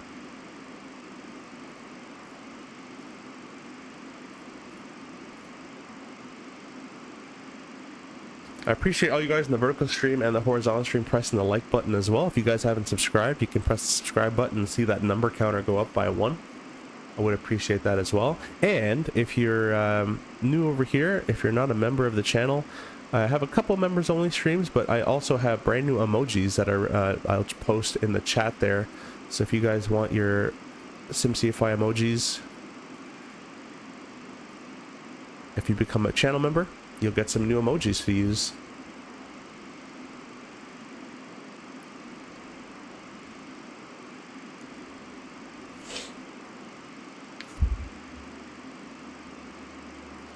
But if I was a content creator, like a who made money from content creating, or like a lot of money from content creating, and it was kind of more their job, you're kind of forced to fly the hype stuff. So you're forced now to fly the 21 Neo, or the Phoenix, or the 37, because that's what most people want to watch. But if you do something on the side, if you have a career on your own or whatever, and you just kind of do YouTube for fun, kind of gives me the ability to just fly whatever I want. And yeah, the views probably won't be that high, but I'll enjoy it. Let's say I don't enjoy the Phoenix. I will take out the Phoenix again. I've actually been getting the bug a little bit now that I'm seeing all these A320s come online. With the FS Labs one. I might buy that one even. But I like to be a little different. I think there's enough people streaming the Phoenix throughout the days. Where the only call you'll hear is Manflex SRS Roy Blue, whatever. And there's no other SOP call in the rest of this room. I always find that funny. I just built a new PC specifically for flight sim. Yeah, exactly. That's it. That's the first one. Then you're gonna get, you know, you're gonna get a force feedback yoke and the new rudder pedals from Wing and a whole Airbus setup and then you're like, well, I kind of want a 3.7 setup, and you're like, well, I kind of want a 777 FMS, and then maybe I'll get an RJ FMS from PU Air Korea. Which, by the way, combo, what I would look into if you're looking into hardware is getting the Honeycomb Bravo throttle with the CRJ throttle kit from Rodesk Sim. They make a really cool one. And then the PU Air Korea CRJ FMS is really awesome too if you love the RJ. Makes you get a little bit more water.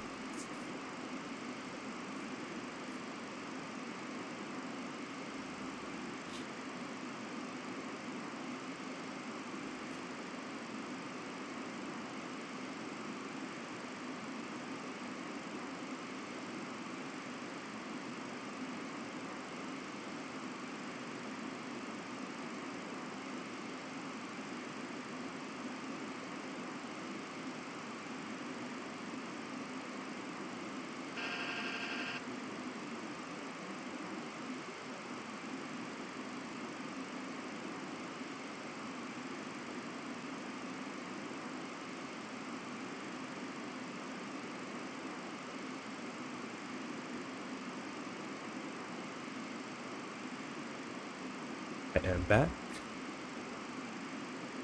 Still cheaper to sim than real deal?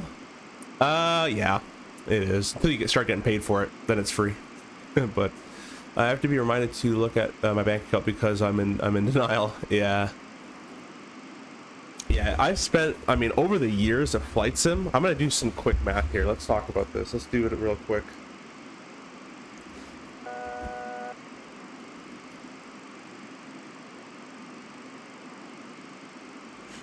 There's 32 for 33,000. So let's do some quick math. If I even possibly, this is going to be quite off, but FSX, I had all the PMG airplanes with all variants. So it was 130 for the 777, plus an additional 30 for the 300, plus 65 for the 37. Plus 130 for the 407, plus 30 for the Dash 8. We're already, you know, in the 500 zone. I had all the FS Lab, I had the Cockpit and the 320, so we'll just kind of put it a ballpark after tax like 180. I had a million sceneries, so we'll just kind of put a blanket statement of like 600 bucks right there. I probably spent a lot more than that, but we'll put that. I had so many terrible airplanes like the F-22 and all those miscellaneous ones when you're young you buy. So we'll put about 600 bucks for that kind of stuff, which I've spent a ton of money on that. Then I got P3D. P3D, you have to rebuy all the PMG airplanes again, so it was plus 130, plus 30, plus 65, plus 130, plus 30. The FS Labs you don't have to rebuy. What else did I have in P3D? Oh, I'm TFDI 717 was like 80 bucks. I had the MD-11, which was like 70 bucks back then, and if you convert it to now money. What else did we fly? I had the 787, which is about 70 bucks from Quality Wings.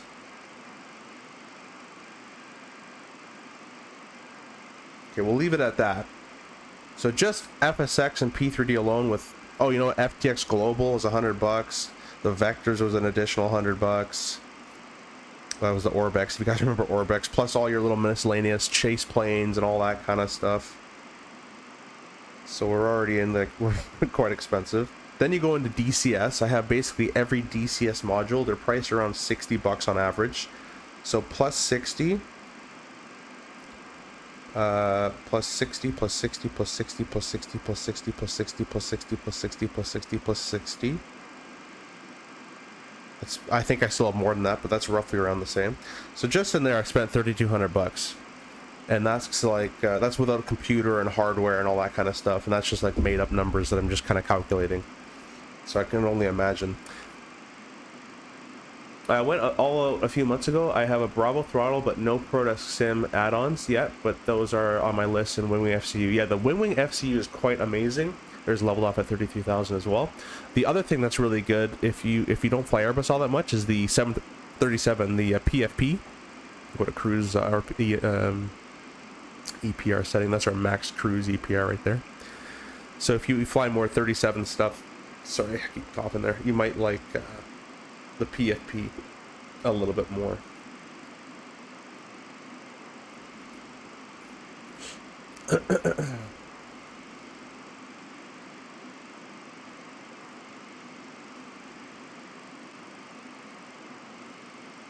Yeah, honestly, other than the ground stuff, where this airplane's a little bit more, a little more of a handful, it still has an auto throttle and a VNAV climb and all that stuff. So in my opinion, I still think the RJ, although this is a lot more hands-on, I think the RJ is harder in the air, or more task saturating in the air, because there's no auto throttle system, no auto land either. No, most of them have no VNAV. There's only a few that do.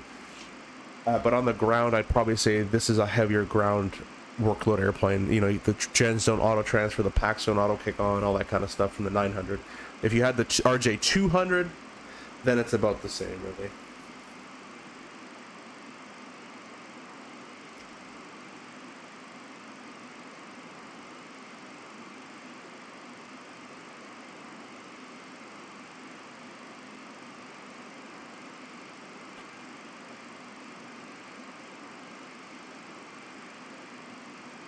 Hope you guys are enjoying this a little bit of a different content on the stream.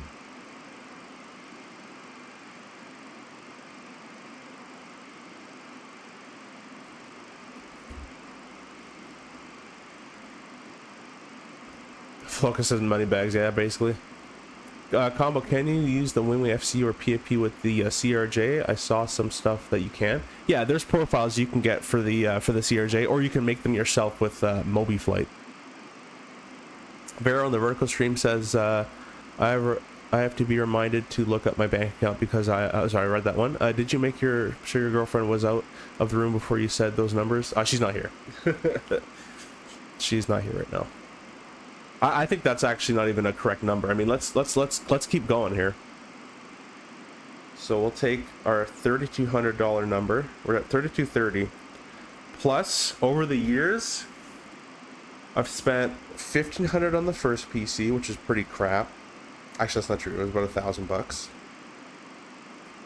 Actually, that's also not true. I got a laptop first, which was $650, which is awful. Then I got a PC at about $1,000 from Costco. This was like 10 years ago. Then I built my own PC for $1,500. Then I bought another PC during COVID because it was not really any saving. There was no money to be saved during COVID, so another $3,200 or so. Now I have my brand new PC, which is $4,200 with a 4280 that I built myself. Keep in mind though, when I bought a new PC, I would actually sell them. I would sell my old one to buy a new one. Oh yeah, that's true. I get my flashing barrel. There we go. Press the magic B button. Thanks, B. And thanks, Furl. Let's see. Then I have the TCA yoke, which is $450. I have the wing rotor pedals, which is $350. I have a Verpal stick, but this was gifted to me, so I won't add this to my list. I bought the FCU, which was $125. Keep in mind, these are my current things. I've paid for other things, like I had 2 Warthog throttles, so there's plus 400, plus 400. Plus the CRJ throttles I just bought recently, which was $350. And we're up to 15,800. So, yeah, this is obviously in a span of 12 years, not obviously all at once, but if you saved all that money, you can buy almost a full A320 cockpit. Or maybe not. You actually I think you still need another 15. What else did I buy? Oh yeah, I bought VRs over the years, so let's go from there. So I had a Rift, which is $400. I had a Rift S, which is $400. I I had a reverb, which was 750, and I have a Pimax Crystal Light right now, which is 1100, which I never really use. Now we're at 18,000. And that's obviously not including mouse and keyboard and headsets over the years, a million headsets, a million mice.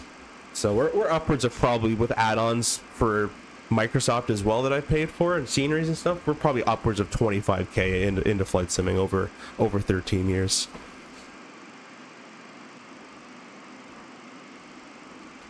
And then you can, I would love to see if I had like a, this obviously impossible, but if there was like a thing where I can check my logbook across all sims, just to see how much time I had all in simulation, would be kind of cool. I mean, during COVID alone, I was playing 8 hours a day of DCS, you know, 24/7, as I wasn't really doing anything. So that for like 2 years straight.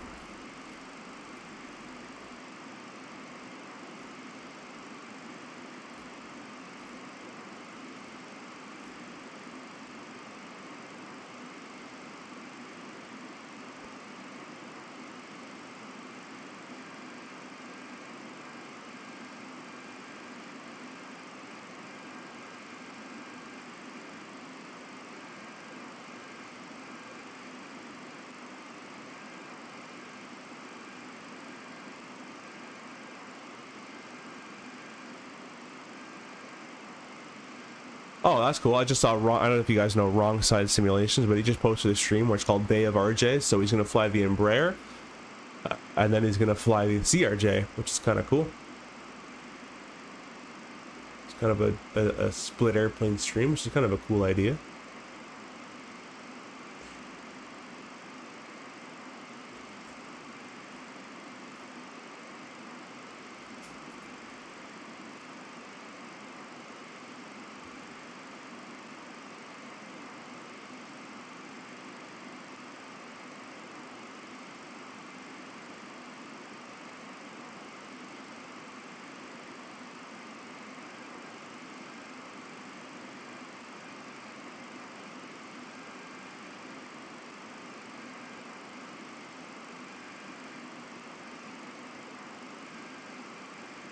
Hope you guys are enjoying the new format though for the overlays and all that kind of stuff.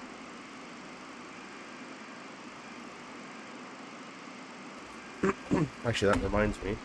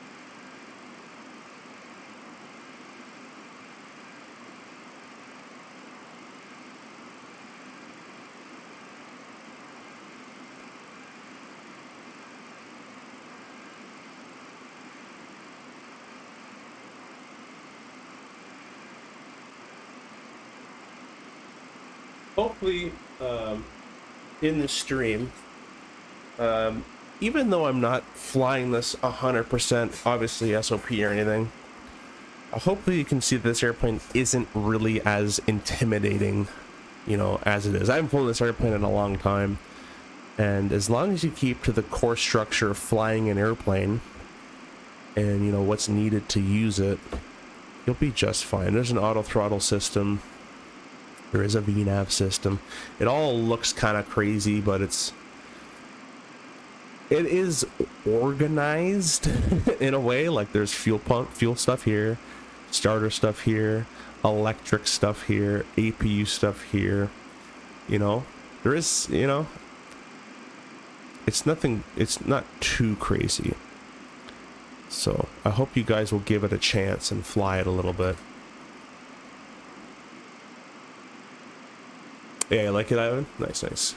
Have you tried a Levante X? No idea what that even is.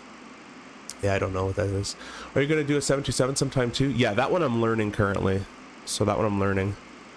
I want to do it with the INS system, but I think that would just be super annoying to do on VATSIM. But maybe we'll have to fly it with the FMS edition. But I'm also, they just did an update for it, so it doesn't work with 2024 anymore. And my 2020 runs absolutely like dog doo-doo. So I would like that to come out for 24 as well. Then I'll probably fly it a lot more. It's a Volante alternative. Yeah, I don't use any of that kind of stuff, to be honest with you. I don't really care about feet per minutes and all that kind of thing, and tracking. I have a hard time tracking my own railroad flights, so I hate doing logbook stuff. So, but thanks for suggesting it.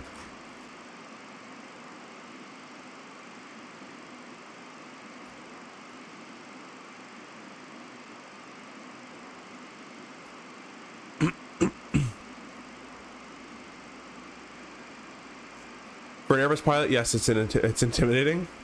Yeah, I mean, again, the Airbus, it has all the same stuff. This has exactly everything you can do in the Airbus you can do in here. Or everything that the Airbus can do, this can do, to a point, right? It's not going to have fly-by-wire, and it's not going to have the automatic gen switching and the, you know, automatic packs and all that stuff. But system-wise, it has all those things. You just got to remember, if you know the system, you just have to remember to switch the packs manually, or to switch, just like a 737. I'd probably put it more to 737, but, you know, the Airbus can do an auto-land, this can do an auto-land. The Airbus has managed climb descent. This has VNAV. You know, it kind of has, it's different stuff, and it's not nowhere near the level of an Airbus of holding your hand, but it still has a bit of hold your hand in this as well. You know, it has VNAV climb, cruise, descent.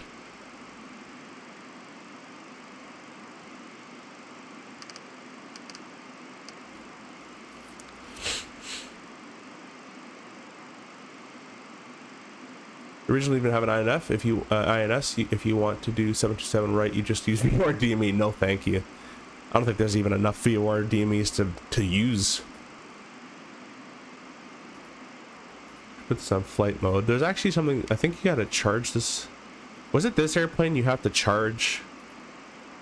It says not charging on it. Or was that the fly-by-wire?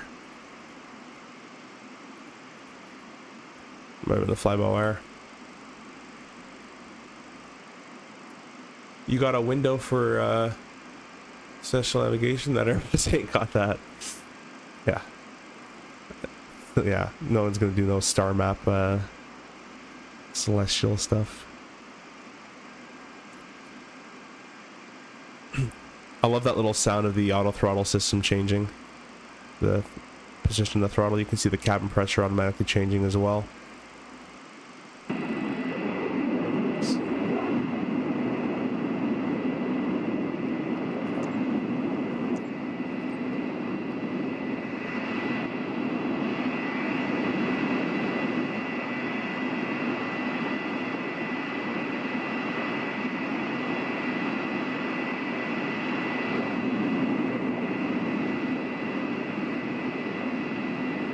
Emergency exit. That's awesome. Service center phone.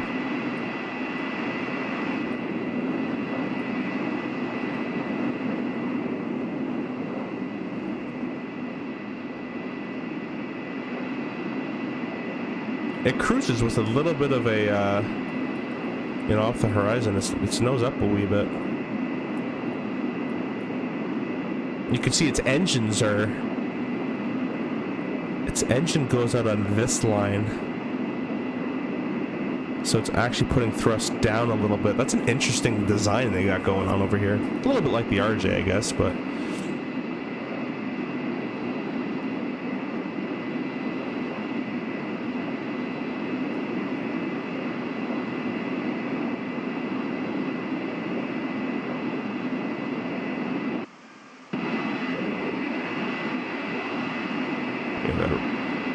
Brand doing all that glitching in there.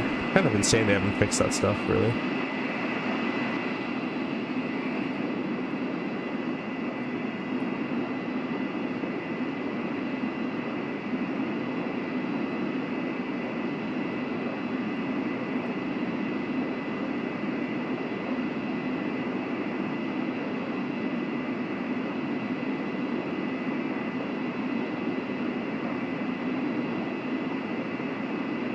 Appreciate all you guys stopping in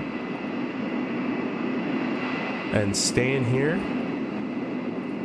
It's not our typical CRJ stream, which it's kind of cool to mix it up sometimes. I'll probably, well, I guess it's 2020 only. I was gonna say I might go on the 737 Classic next stream, but yeah, it's only for 2020 flagship Tulsa.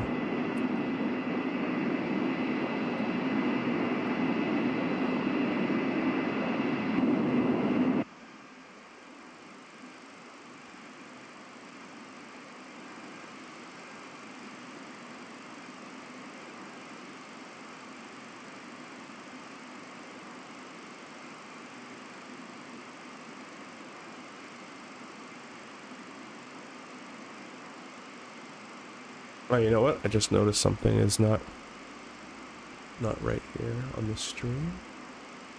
Hey, you gained a subscriber. I really appreciate that.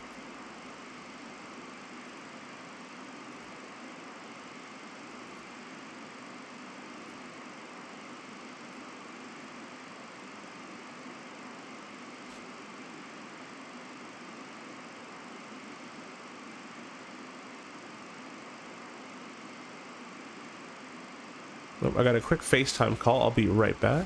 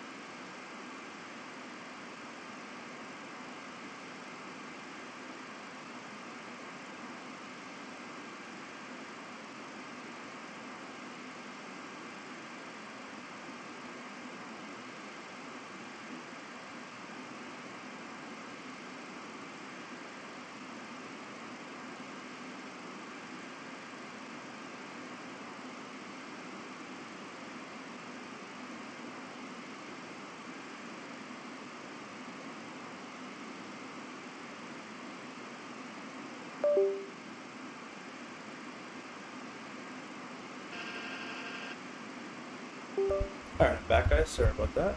I just plugged my mouse in, so the sim might freeze, but it should hopefully not do anything too crazy. I thought the engines got killed there, but they did not.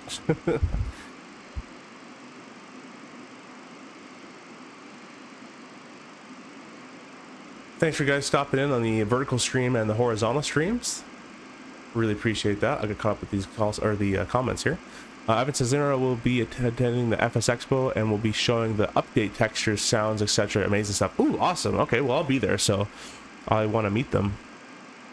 My grandfather, I believe, all the way out into the 707 would occasionally practice celestial navigation out the little window they had. If only for practice it worked. Yeah, I mean it works, right? I don't know how to do it. They didn't teach when I was in flight school anymore, but it definitely does work if you know how to do it properly.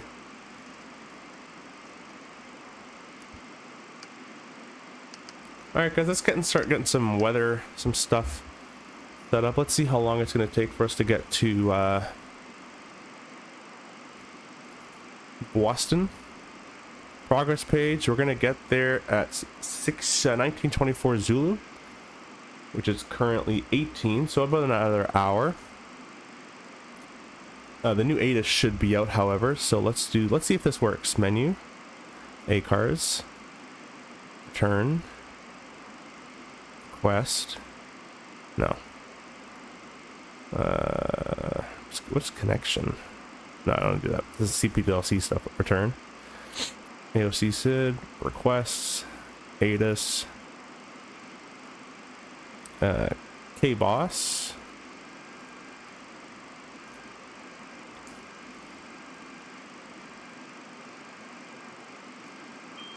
There's a little ding.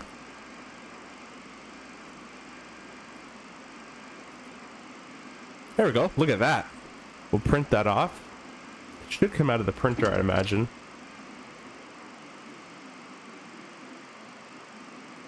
But I guess it doesn't. Oh my gosh, this view. There we go. Oh, you know what? I didn't turn my auto brakes off. Off. I guess it doesn't print unless there's a way to post a paper somewhere other than the Takeoff one there. But anyways, there's our ATIS for you. So what's probably smart to do is go here. Menu, ACARS. There we go. Put that there, and I have it here. So it's Boston Approach Information Bravo 1806. It's the new one. Winds light from the east, 10 mile viz. So it's VFR. And go next page.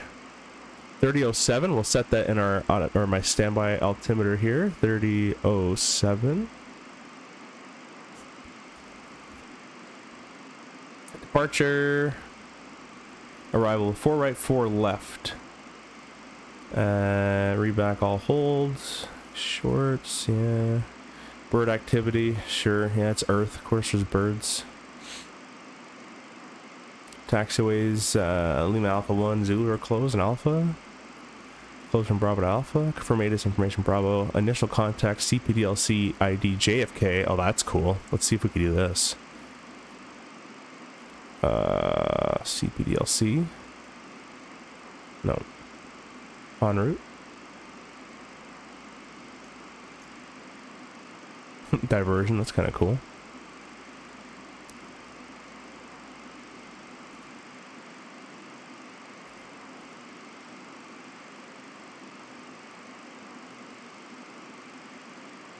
Huh. Well, it seems like every time I go into ACARS, it loads me into the CPDLC menu, but I actually can't use it. Let me reset my... Oh. Go back. Oh, I didn't play any PAs, but I'll play one now. See if it works. I'll arm it for the next one, I guess.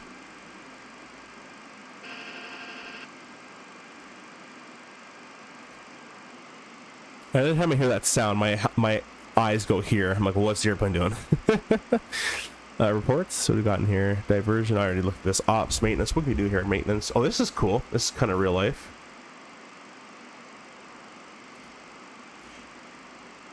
Ops. I don't think anyone would obviously respond to us. Crew.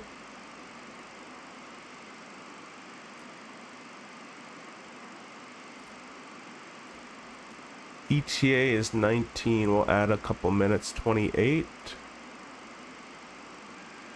Fuel on board. Let's go progress page. It's 10.1 I saw there.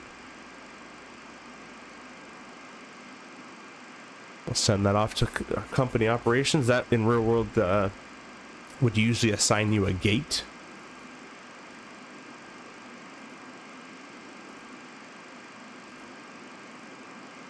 Oh, there we go. Now we got CPDLC. Connection.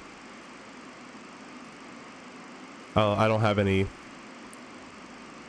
I'm not connected to anything like an actual network.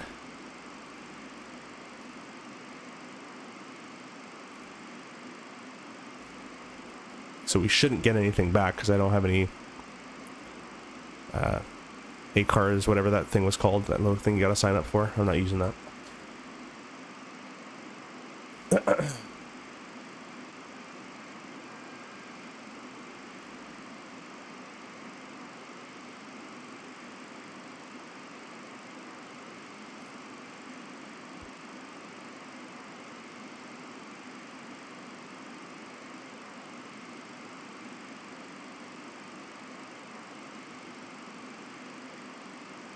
That's weird. Why isn't this navigation display showing anything? Oh, we got a message back. Message received, new ETA 19. Oh, okay. 1928 Zulu. Regards. So we can go ahead and reset our ACAR. Oh my gosh. Reset our ACAR's messaging. What's that say? Center fuel pressure low. Alright. That view's not working. Center fuel pressure low. Turn the tanks off. Yeah, we can reset our ACAR's messaging system there.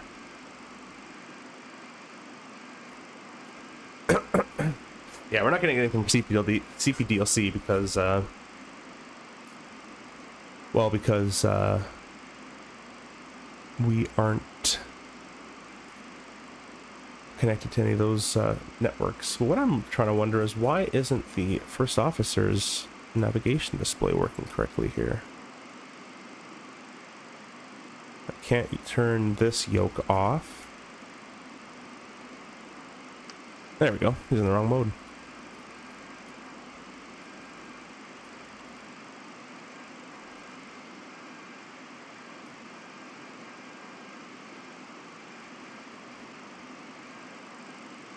Alright, well, let me leave flight aware, and I'm going to see what runway they're used for landing, most likely. We're coming from the west.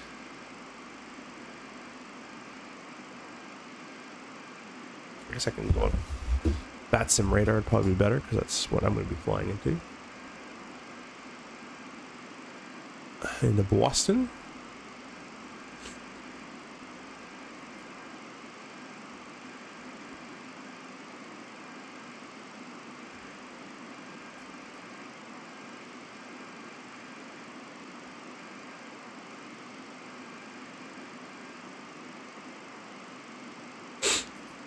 It looks like they're departing 4 right. So probably an arrival of 4 left, if I were to imagine. So we'll plan for an arrival in the 4 left. So, arrival setup. I'm going to do the exact same thing I do in the real CRJ. Obviously, this isn't a CRJ, but if you follow the steps, for the most part, you're going to grab everything that you need to grab. Let me go and get my, I just warmed up a chicken parm. I'm going to get that. Come right back.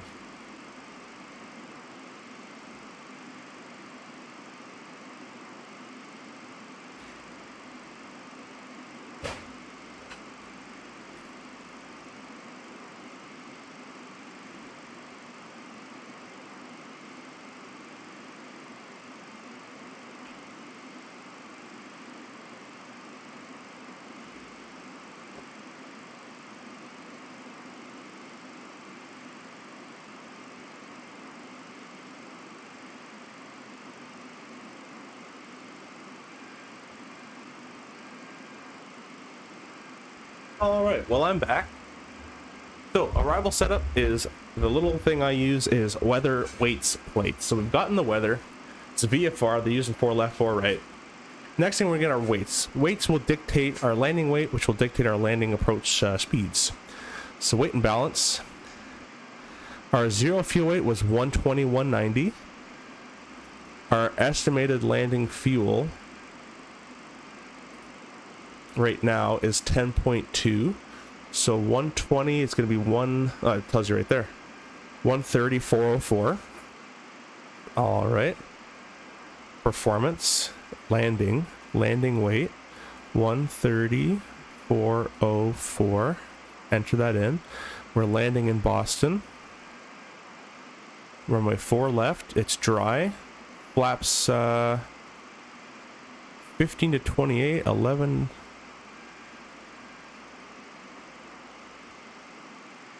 I actually don't know which one they would use, to be honest with you guys. I guess we'll do 15 to 40. Let me know, guys, what flaps, if you guys know what usual flap landing speeds are. I'm assuming, let's see how long this runway is. I'm obviously assuming on the shorter runways, they'll obviously use the 40 setting, I would imagine. The runway is 7,800 feet long, so I'll probably go for the 1540 option. Outside air temperature, if I go back over here, press menu, ACARS, return, there, received, ATIS. It is 26 degrees outside. It's a pretty warm day. Reverse thrust, yep. Altimeter. Next page, 307. Now for the reverse thrust, in real life, in the CRJ, we only use idle reverse unless it's contaminated, snow slush, that kind of thing. So I'm gonna put off. That's what we do. I don't know what C reverse, oh, it's outside our temperature C. Add ref 5, sure. In the RJ we don't do that, but we'll do it here, I guess. And medium braking. The wind is previous page 111 or 11.0 at 9 knots. We'll enter that, press calculate. 130 actual landing exceeds structural max landing weight. Well, that's not good.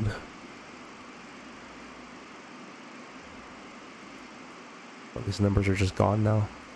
There we go.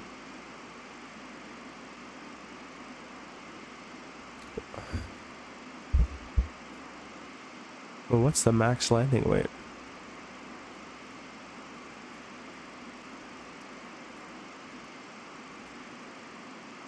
Factor / actual landing distance should be checked against landing distance available. Cool.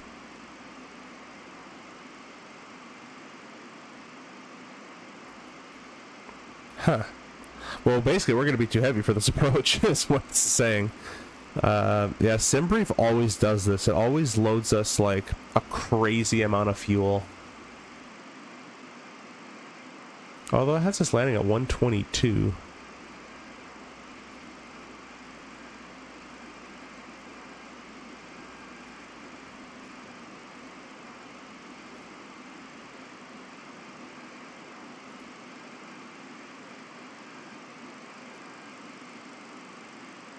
I mean, we wait, you know what I'm gonna do? We wait 136 right now.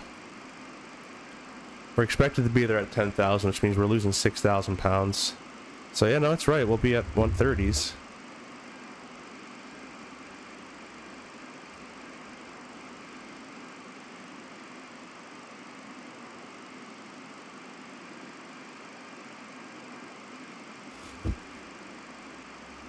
So basically we're doing an overweight landing unless I can dump fuel, which I don't think you can do in this airplane, unfortunately. And I don't want to sit around and hold and burn off fuel. It's what you'd kind of have to do, but I just don't want to do that, so.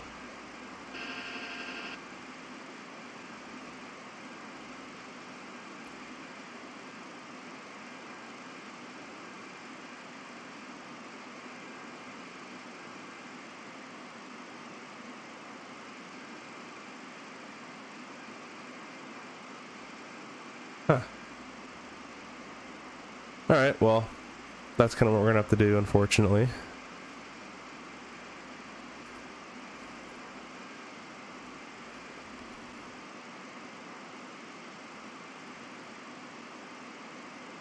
That's okay.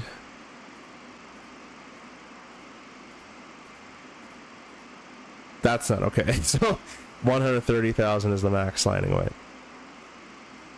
And we're predicting to be there. You know what? I haven't put in the approach in yet. Let me go ahead and do this. Might help our case a little bit. Departure arrival. We're doing ILS 4 left.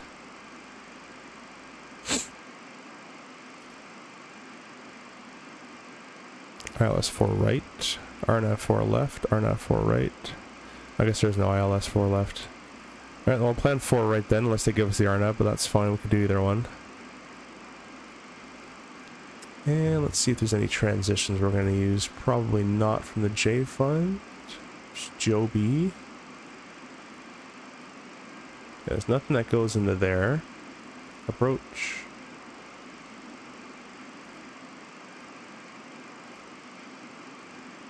Joshy's all the way out. I'll put Josh in there in case they vector us real far out. Press the legs page. Next page, next page. All the star information has been entered in nicely.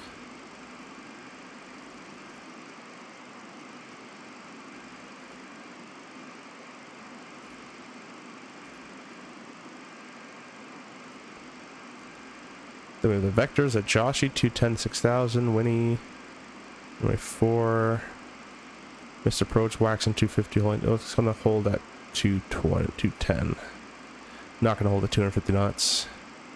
We'll execute that. So that should help our case with the fuel if I go back to the prog page. Now we got 9.9, a little bit better. So it's not that much better, but a little bit better. So I'm going to put this at right at the limit, 130. Yeah, Simbri for some reason always loads us right to the max, which I really don't like. Actual land distance is 5,700 feet. Factual land distance is 68. Be a VREF of 138 with a flap 40 extension there. That's what we're going to use. I already threw in the approach in there. We're going to set up our frequencies. So I'll bring this up for you guys so you guys can see. There we go. Frequencies right here at the top, 110.3 with an approach course of 035.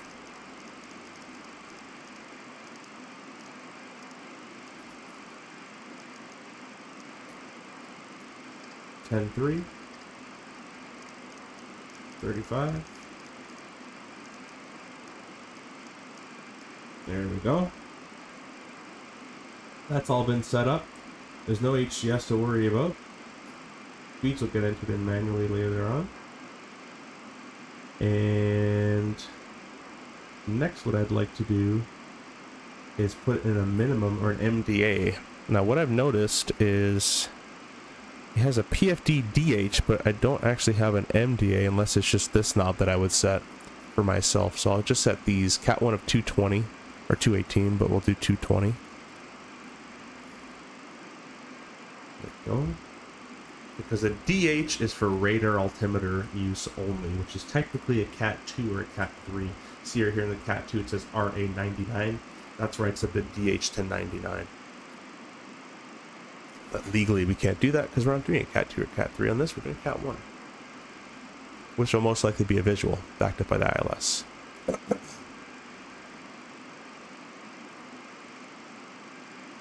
Dump fuel over Boston? Yeah, no, I don't do that.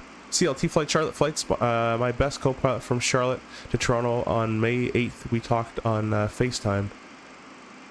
You were my dad's?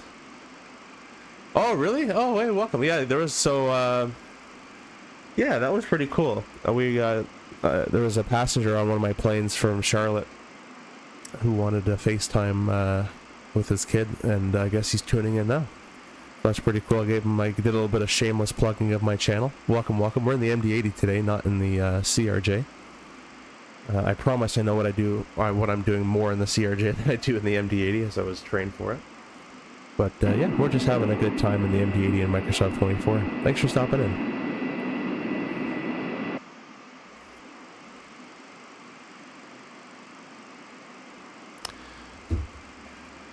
And so that's pretty much it. We do have those little speed cards we can use, but we kind of have all the data available to us already. So there's our landing data right there.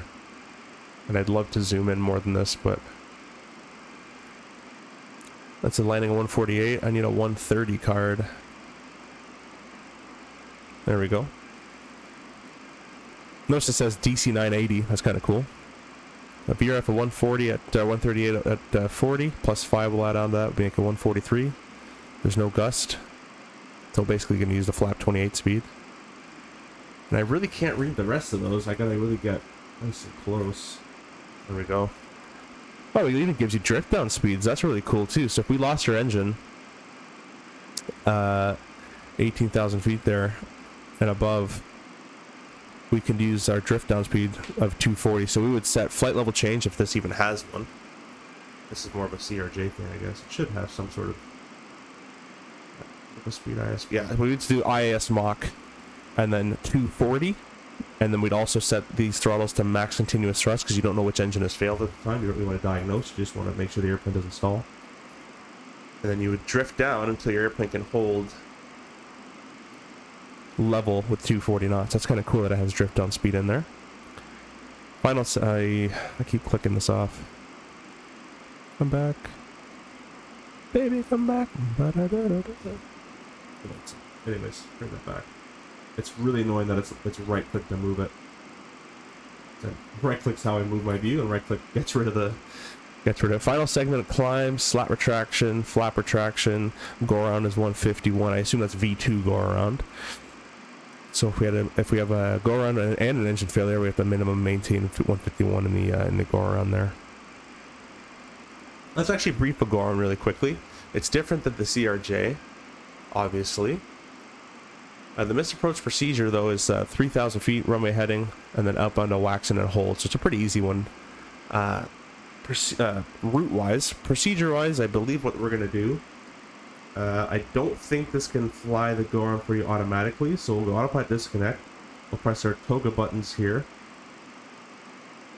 This thrust should be set. We'll verify we're VREF and positive speed turn. We'll go flaps to, we'll keep it the same as the CRJ. We'll go flaps to, well, I guess we don't have an 8 setting. We'll go flaps 11, I guess. Gear up with positive rate of climb. And then once we're above our level of acceleration altitude of about 1,000 feet AGL, we'll speed up to our V man speed, which was 206. Sorry, that was our slat retract speed of 206. Retract all the flaps and then head over to prime thrust, and we'll head over to the VOR and hold, or waxing and hold, something along those lines. The CRJ is very different. The CRJ would be speed mode, would be autopilot off, toga button, toga thrust, flap 8, gear up, speed mode, heading mode, engage autopilot through 600 feet. If they want us in the published mist, we'll go white needles. We'll go nav available, nav mode. And then retract flaps on schedule about 1,000 feet, climb thrust after takeoff checks. That'd be a CRJ. This has a lot more automation than an RJ, so I don't know if it can fly the go around for you. I would imagine it could by clicking the go around button with the auto thrust as well, but I'm not sure.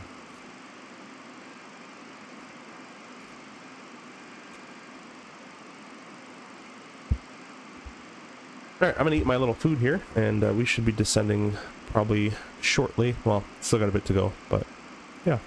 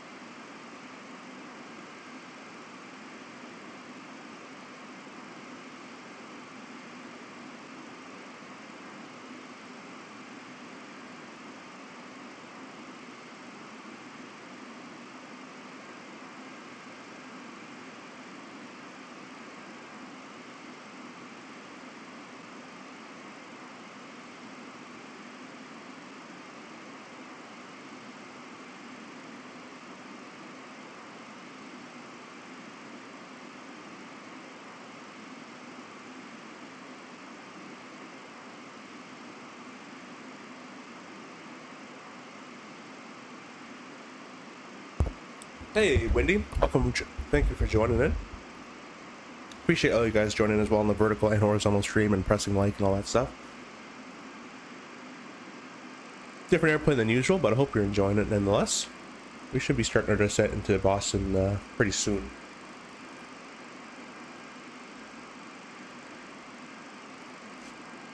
And I'm sorry I'm still sick. My nose is kind of still plugged up. Expecting to be there 1943, about an hour ago.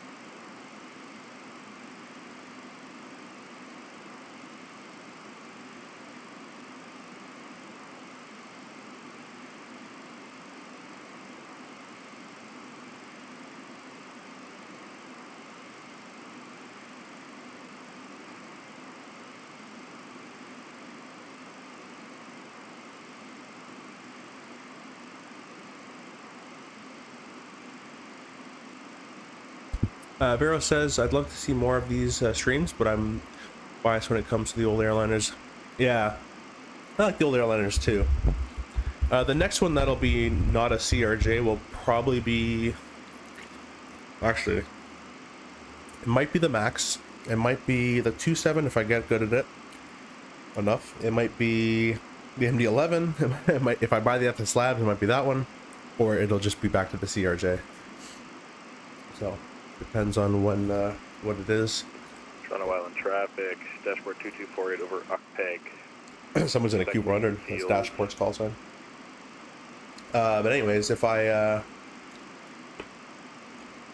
still sick tomorrow, which I probably will be, because this has been going on for a bit, then I'll probably do another stream tomorrow again. Expecting the field in 8 minutes.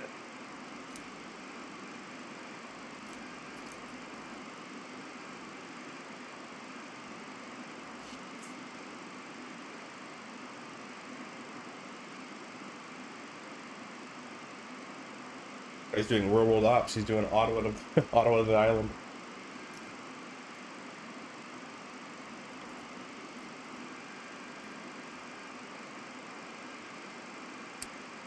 Oh, and Charlotte flights on the vertical stream. If I didn't catch you earlier, I think I already said hi to you.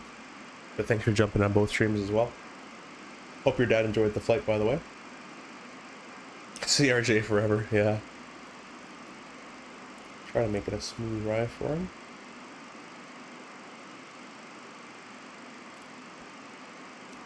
I'll give myself a cut here.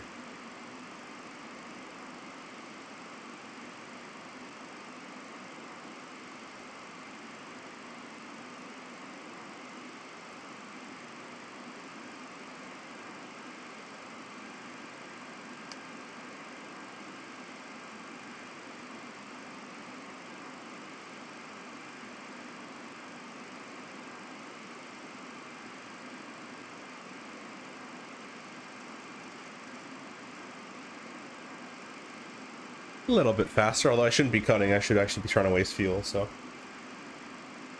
Is the CRJ 2.1 version coming out soon? I don't know. I should be. For all I know, that the beta has been has been completed to my knowledge. I'm not sure the one is coming out. Play Simulator, we should play sometime. Hey, that'd be pretty cool. Feel free to jump on when we're streaming as well. You can fly along. Not many people do it sometimes, but we're on the VATSIM network. So if you play on VATSIM, or you can join the Discord as well, you can fly along with me on VATSIM as well if you're comfortable with VATSIM. He did? Awesome, cool.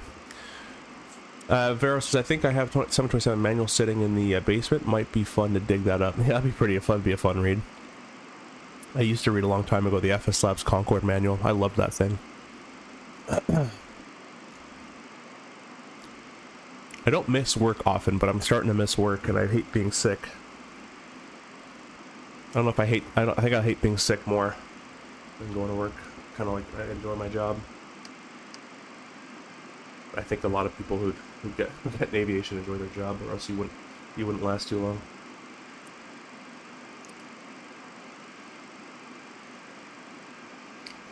We're just passing Toronto on the left-hand side is Lake Ontario there, which means Niagara Falls should be, well, it'll be over there, but yeah, Toronto is somewhere over there. We're gonna fly past all of that. We're gonna go to Boston. A matrix I had with the CRJ, like the ATR, is the pitch sensitivity. Yeah, that'll all be fixed. All be fixed. Now, in 2024, I find it actually more sensitive. Sorry, let me rewind. In the new beta update, in 2020 to 24, the 24 version is slightly more sensitive than the 2020 beta version. So I'm running a -20 curve instead of, it's better than my old -90 curve. But yeah. We are Concorde, awesome. Yeah, I love the Concorde. I'm a big Concorde guy. It was my favorite airliner in the sim. Favorite airliner still today. Flight engineer panel, you do everything. You had to move C and G to trim it during your flight. And you can do long hauls in 3 hours. So I loved that part of it. I loved how in-depth it was, the old INS and all that. And I would read the FS Labs Concorde manual all day, every day. That was a fun time. And I even did an X-Plane 11. Me and my buddy Taco, this is all on my name, did a multi-crew shared cockpit Concorde VATSIM across the pond flight, which was really cool. We actually had a crash to desktop, unfortunately, like 40 miles away from the airport. We were both in VR, by the way. So a VR shared cockpit Concorde across the pond. But it ended up crashing to desktop. I tried getting VATSIM, it didn't work. What didn't work for you? Ivan says, so looking forward to trying the new version. Yeah, the new one will be much, much better. In 2020, you can leave it basically default. In 24, I'd probably put well, 2020 and 24, I would put pitch and roll a 4 dead zone on both of them for the TCA yoke, and or somewhere around there, 2 to 4.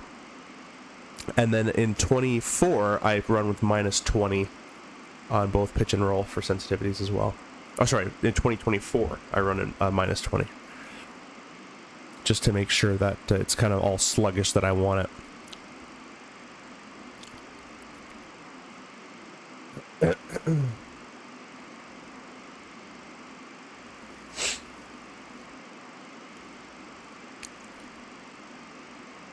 It just didn't download. Yeah, you gotta download vPilot.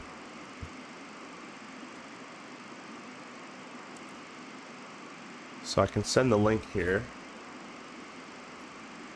I'll have to download vPilot right there. Make sure obviously you have a VATSIM account that's active and not inactive or banned or anything. And once you have a VATSIM account and vPilot installed, you do all your joining and all that stuff through the vPilot client. There's many videos on it, but if that didn't work either, then that was kind of weird. Yeah, Vero CLT, Vero said it in chat there as well. No download for VATSIM. You sign up and take your course. You should program like vPilot. Just recommendation, I would not go on VATSIM until, one, you know your airplane really well. So if I said do an RNAV approach in the CRJ or do an RNAV in the 37 or whatever, you know how to do an ILS, you know how to go direct to different waypoints, you kind of have an understanding of a general SID and star, what a SID and star is, general IFR kind of stuff. So I wouldn't go until you know that kind of stuff. and kind of the lingo.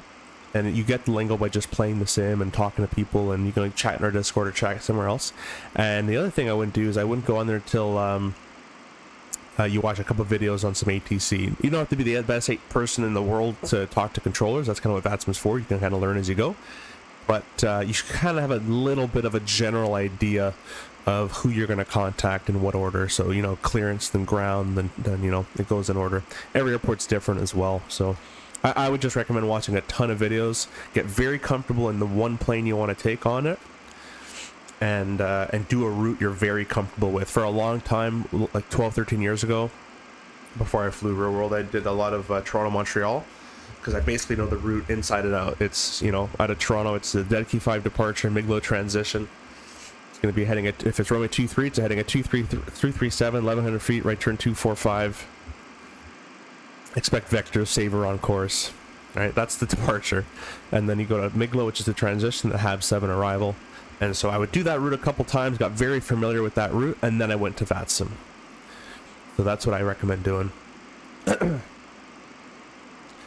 If you have difficulties with VATSIM, you can also join the official Discord and get support there as well. Yeah, you can do that too. That's always an option. I'm good with the 73 and 320. Okay, cool. Yeah, so if you're very comfortable with those airplanes, then I would give it a shot.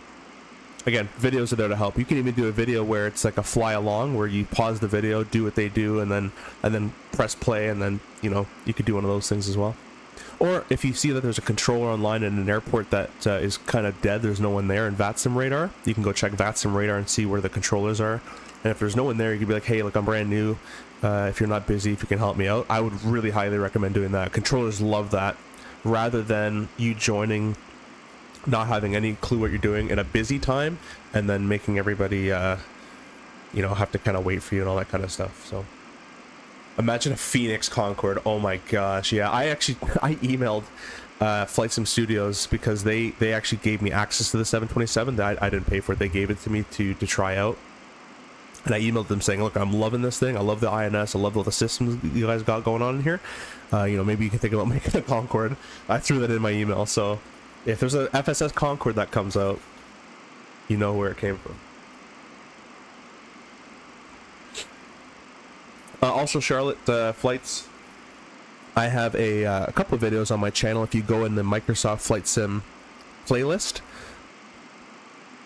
there's a couple related to VATSIM that I can actually post in the chat if you want to watch them. And it'll kind of get, they're not really a tutorial on VATSIM, the ones I have, but they're more of little tips and tricks, and how to sound a bit more professional and all that kind of stuff.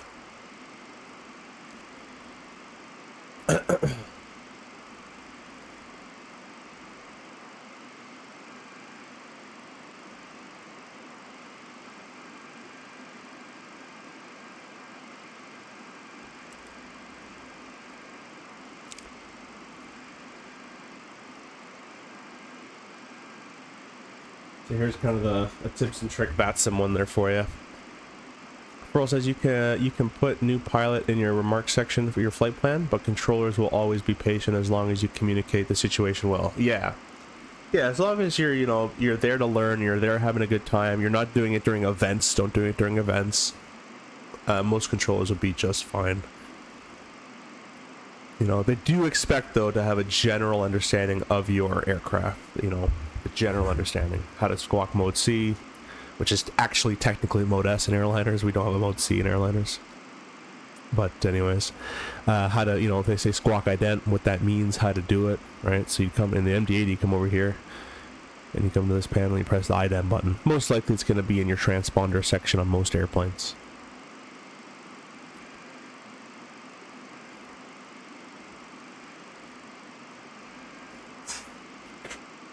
And I hate being sick. Yeah, 737 is actually fun as hell. Yeah, it's a really cool plane. What's the most straightforward flight plan layout and sim brief to use this for the CRJ? The Jazz JZA format is really good to use. Has all the numbers in the RJ format that you need. If they have Endeavor, you can try that, or Blue Streak as well. I don't know if they have those, but those would be good ones too. I don't think they did last time I checked.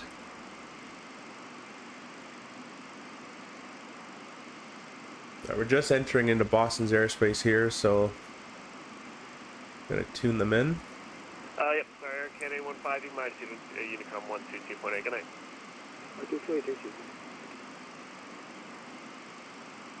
I'm not gonna contact him yet because he didn't give me a contact me. Okay, 11 radar contact, So, maintain fault level 400, and you can monitor Unicom 122.8. so we can take this as a training example here. So we're out with center. I'm not gonna, and VATSIM rules is I'm not gonna talk to them until this might be New York Center actually. No, it's Boston Center. I'm not going to contact them until they give me a message saying contact me on my vPilot client. But once they do that, I'm going to say Boston Center. That's who I'm talking to. If you don't know who you're talking to, just say center. So center, if you don't know who it is. Your call sign. In this case, it's American 1333. You can see at the top left of your screen there. There's a call sign there at the top left in the overlay. So center, Boston 1333. Center, American 1333.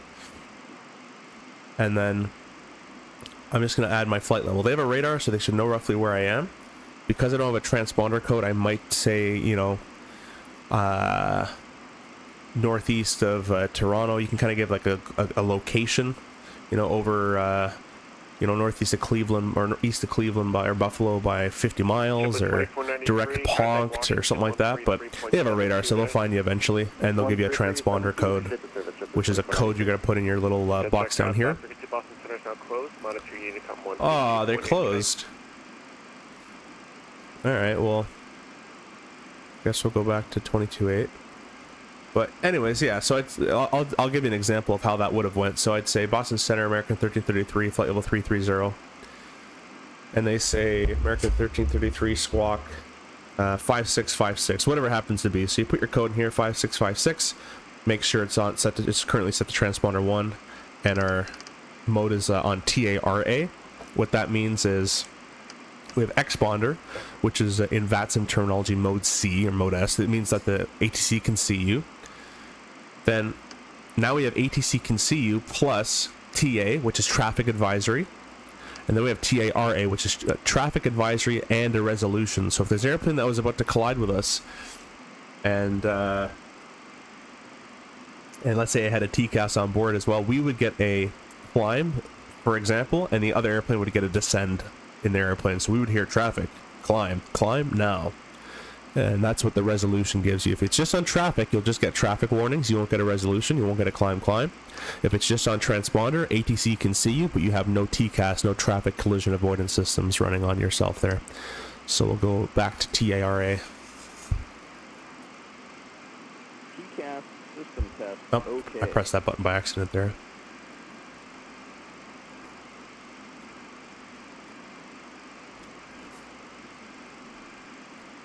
Most on VATSIM are fantastic. I had a trouble with my DG the other day. Oh, I hit the button, sorry. Let's make sure the airplane flies straight first, and then I'm going to re-engage the autopilot there. My yoke is very sensitive, so any touch on the yoke and it disconnects it. Other day, and the controllers made it an amazing experience by helping me treat it as an instrument failure under IFR. Yeah. I was once doing a shared cockpit with my buddy. His online call sign's Roth. We used to do a lot of DCS together. We did a DC-6 shared cockpit in Toronto. We actually had an engine fail, so we declared a pan, and they got us down quite nicely. That was pretty cool. Helpful? Awesome, Charlotte. Yeah, I hope it helps. Shaq says, are you converted to 2.4 now? Basically. Not really entirely, but basically. For the most part.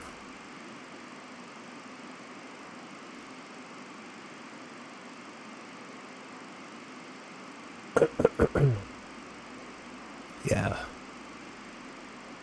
I'll put the center tanks on just to get rid of that 50 gallons of fuel. Oh look, they have a sun visor.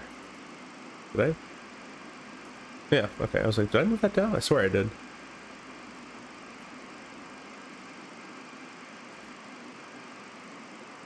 The RJ has one like this too, although it doesn't slide as easily.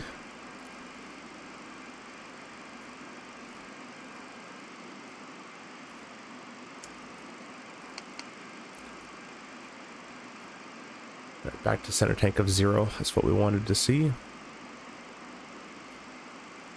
can see that coming up if I zoom all the way in here. We have a T/D, that's our top of descent. So what I can do is go to the Navigraph chart here. And go to the arrival. And it looks like we'll be following. Next page. We would have obviously briefed all this in real life, and it wouldn't be this nonchalant, but Missed the seats. Let's see, we'll probably come from this way here. Come from Palm. Missed the seats. 288, 23 above 17,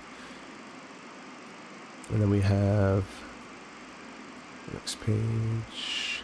Bays 280 above 14. J Fund. Then we take the right turn to Autumn. 270 above 11 below 12. Winter 250 above 8 below 10. And then Harris. Next page. Speed 227,000 is the hard altitude. So, and then we take a right hand turn to Griffey. Then Gabby, which is 226. And then Joby 210 So why don't we go ahead and set 6,000 feet in our altitude selector here. So let's set 6,000. Obviously, we don't have ATC anymore, so I'm just kind of giving my own clearances at this point. So we have set 6,000 feet in there. And we're in VNAV level. As soon as we get closer to the top of descent, I can't remember if this airplane will automatically start descending for you, or if it's Airbus style, we gotta click VNAV again. So we're just gonna wait, but I have 6,000 set confirmed in there. I'll give you guys a bit of a brief. So it'll be the, this will be more of a, I've never been to Boston actually even in real life, so I'll give you more of an IFR brief, even though it is visual. We're doing the J-Fund 2 arrival, which will bring us eventually in for a right downwind on runway 04 right. Planning the ILS, or the visuals before right, backed up by the ILS, page 11-1. Effective June 2025 chart. Loc is 110.3, that's set left and right with the final approach course at 035. Glide path check and Milty at 1700. The minimum MDA of 220 set left and set right. MSA based on the Boston VOR is going to be the high sector 2,500. Missed approach we discussed earlier is climb 3,000 feet on the Boston VOR radial to 030 outbound of Waxon. Then a DMA of 14.0 means you're at Waxon, and hold. In the event of missed approach in this airplane, I'm going to click the toga button, and with positive speed turn, we'll go flap 11, positive rate, gear up, and then we'll just retract the flaps around 1,000 feet. Set our climb thrust and hold, go into the hold. It should be a direct entry hold into Waxon. Actually, it is not a direct entry hold. This is going to be a, it looks like a non-standard. So it'd be a parallel entry, non-standard left turns into the hold, which is quite interesting actually. So usually a standard hold is a right turn, so it should be going this way, but this one is a left turn going this way, so we're going to be flying this way. We can't do this because that's not the hold. We have to do this. So what we have to do is fly parallel entry, which means we go this way. Let me draw it. We fly like this, paralleling the inbound, the outbound course there, or the inbound course. Take a turn into the protected airspace, so a right turn into the protected airspace, and then a nice big giant left turn, and now we're doing the hold. So that's called a parallel entry. So that's how we're going to do that if we need to. I'm not sure if this airplane in the sim can fly holds. We're going to figure out that together if we have to go missed. Hopefully we don't have to. Pappies are left hand side, ALF type 2 lighting, and let's see here. That's pretty much it for that. Actually, let me quickly check. It's a standard 3 glide slope, which it is. The airport runway 4 right. We're going to go and plan to exit on Yankee most likely. If we miss that, Romeo. If we miss that one way at the end, shouldn't need that one, but November 3. But we're going to try and make Yankee and then Romeo there. We're going to need auto brakes of medium as well. We'll go ahead and, oh, I can't arm it till the gear comes down. So you guys, all you guys have to remind me when I put my gear down, come back here and arm that switch. That's up to you guys to arm. That's your first, your pilot monitoring duties today. The threats, I don't fly. I've flown this plane once yesterday and I didn't even land it. Actually, I did land it because I had to go. So I haven't flown it in a long time. I like reading the chat, so if I get distracted by the chat, and first time into Boston for me. That's about it. Any other threats you guys can see? How to mitigate all those threats? We'll take things nice and slowly, and at the end of the day, we'll fly the airplane without autopilot if we need to. Charlotte, you said TCAS. What do you mean by TCAS? Like, do you want to know what it stands for? Vera says, going to buzz off in 172 for a while. Have a nice landing and hope you're feeling better. Hey, thanks. Appreciate that. Enjoyed the 172. Mehmet says, do you think CRJ era coming to an end? I see lots of airlines changing ERJ and Airbus 220. Yeah, I think it will, to be honest. Probably the next 5 to 10 years. The CRJ 9 series will still be somewhat a little bit more efficient for those smaller routes. Unless you have a 220-100. Most, if you have a 300, it'll still be more efficient for those really small routes that don't sell out that much. But the other problem with the CRJ is it's hard to get parts for it now. So maintenance is hard to get because of Mitsubishi.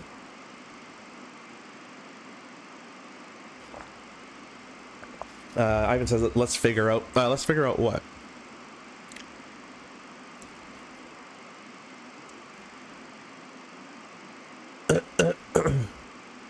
Charlotte says, I've been to Boston. I think I landed on 4 right. Oh, okay, cool. Nice.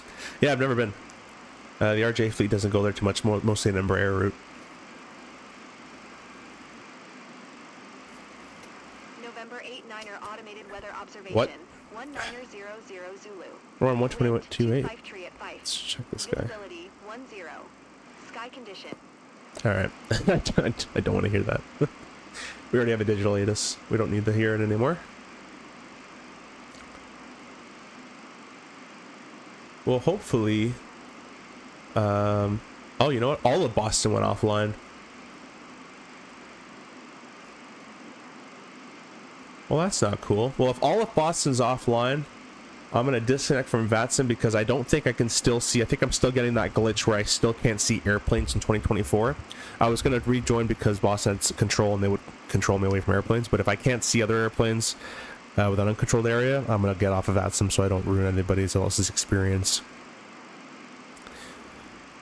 I'm going to click VNAV now. I'm just going to see if it'll kind of arm it for a descent. We're going to quickly see. We're going to press VNAV, watch our FMA, our flight mode annunciator. If it says VNAV descent and it starts going now, I'm going to press Alt immediately. So Alt is here, VNAV is there. VNAV. Okay, so it's just VNAV level.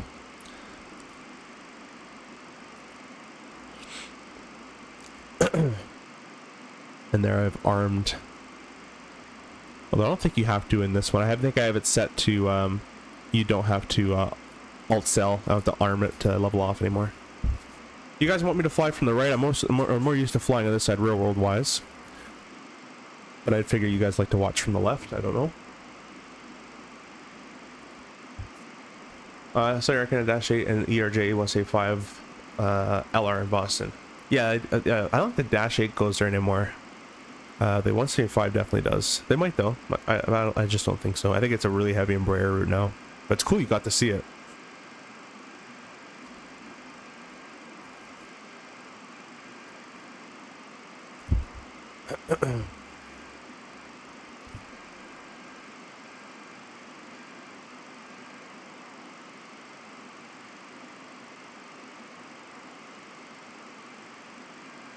If you guys are just jumping in on the horizontal or the vertical stream, if you don't mind hitting a like and subscribing, that would I really appreciate that.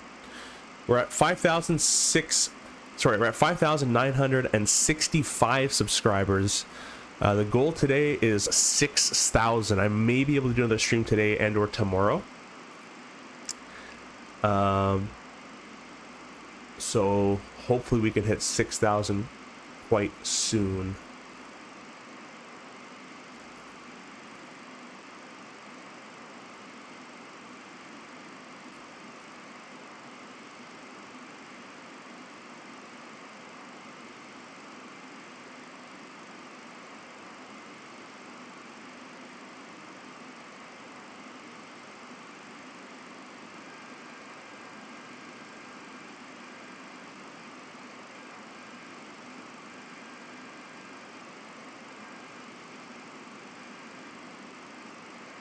Sorry, I'm trying to get that subscriber count back up on the screen, but it's not playing too nice right now.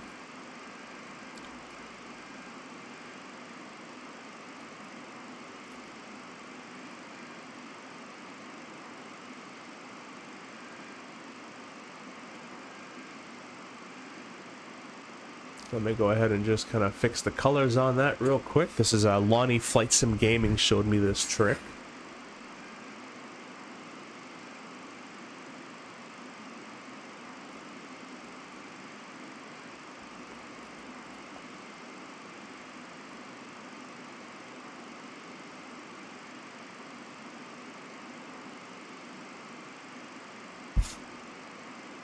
Just stand by as I refigure out what the trick was.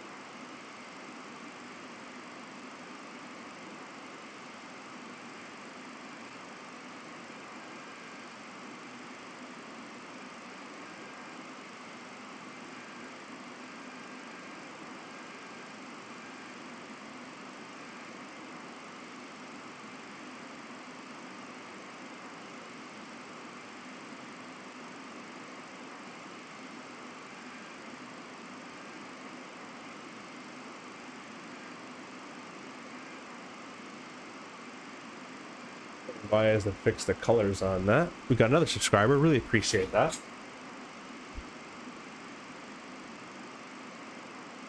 Is it a 1 minute leg hold on the misapproach? Yeah, if it doesn't have anything written on it, which I'll have to go back and check, but I didn't see anything. But if it doesn't have anything written on it, it's just standard, yeah, 1 minute legs.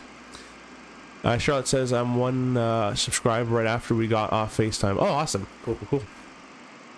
Thanks, appreciate that.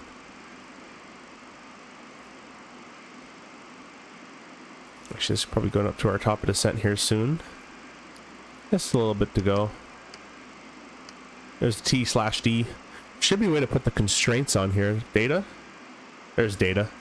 Wait, do it again. Data? There we go. So now we have all the waypoints, kind of like the CRJ now. Above 240, above 210. Has all the waypoint data there.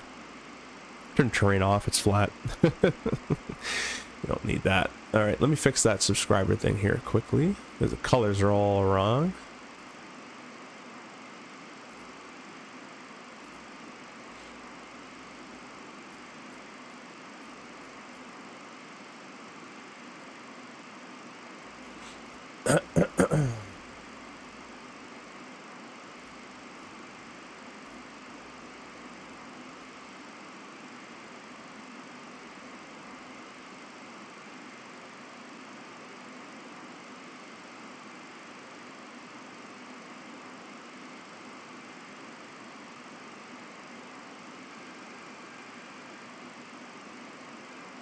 No, that's still wrong. Ah, I forgot how he did this.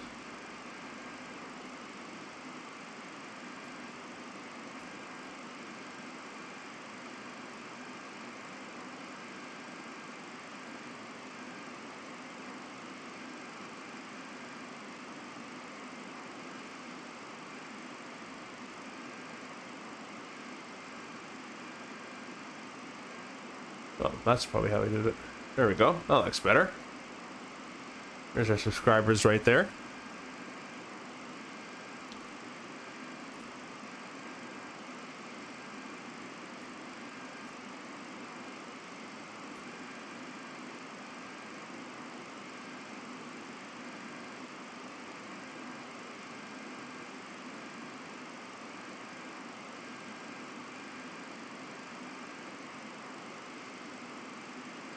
second.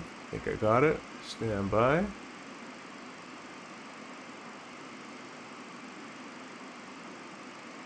Nope.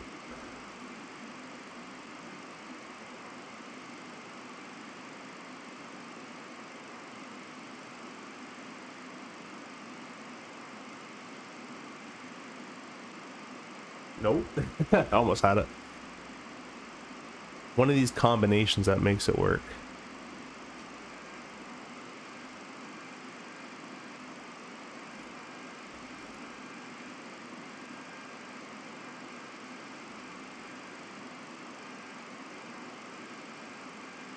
Ah, that's what it was. There we go. I'll do this.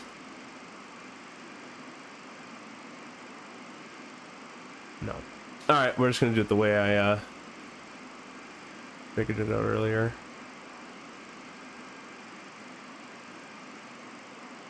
There we go. Got it. That looks better.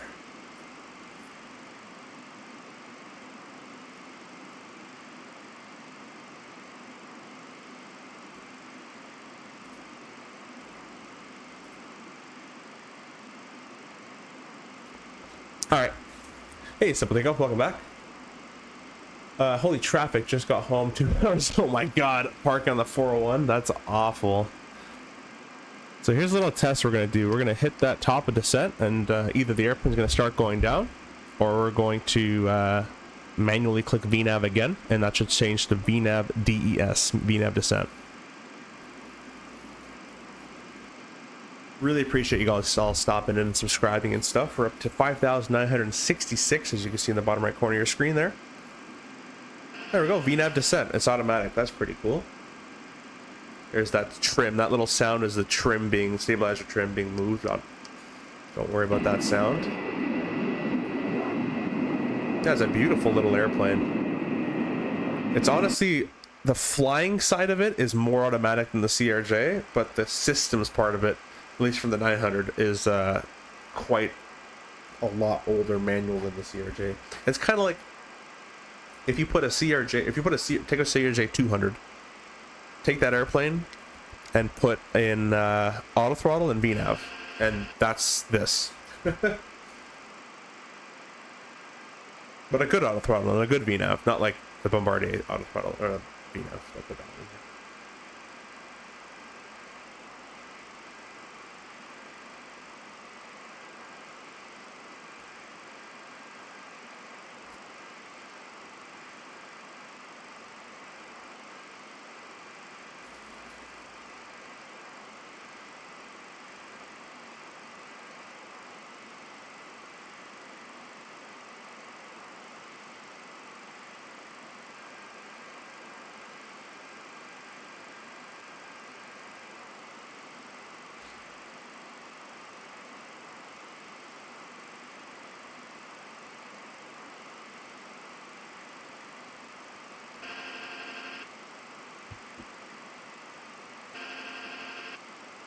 How was your 2-hour traffic journey? That sounds awful.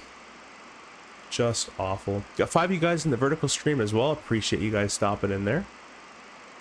And remember, guys, there's discount codes down in the descriptions in both vertical and horizontal streams. If you guys want to pick up anything, you can always go get a, you know, if you want to buy something on Contrail or ProDesk Sim, we got some discount codes down there for you guys. Save some money.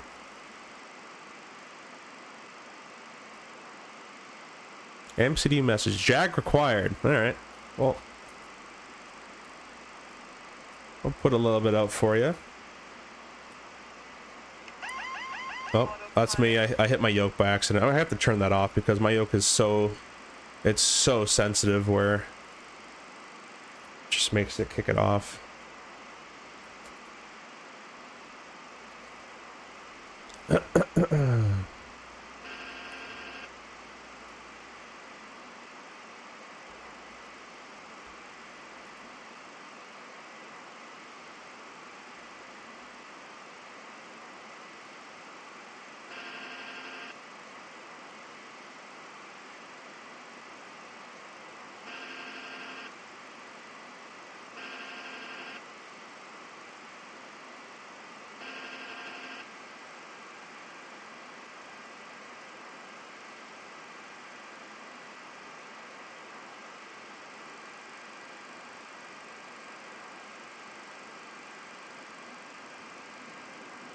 Now I heard it adding thrust, so anytime an airplane adds thrust, it tells me it doesn't need spoilers anymore, so we're going to get rid of the spoiler.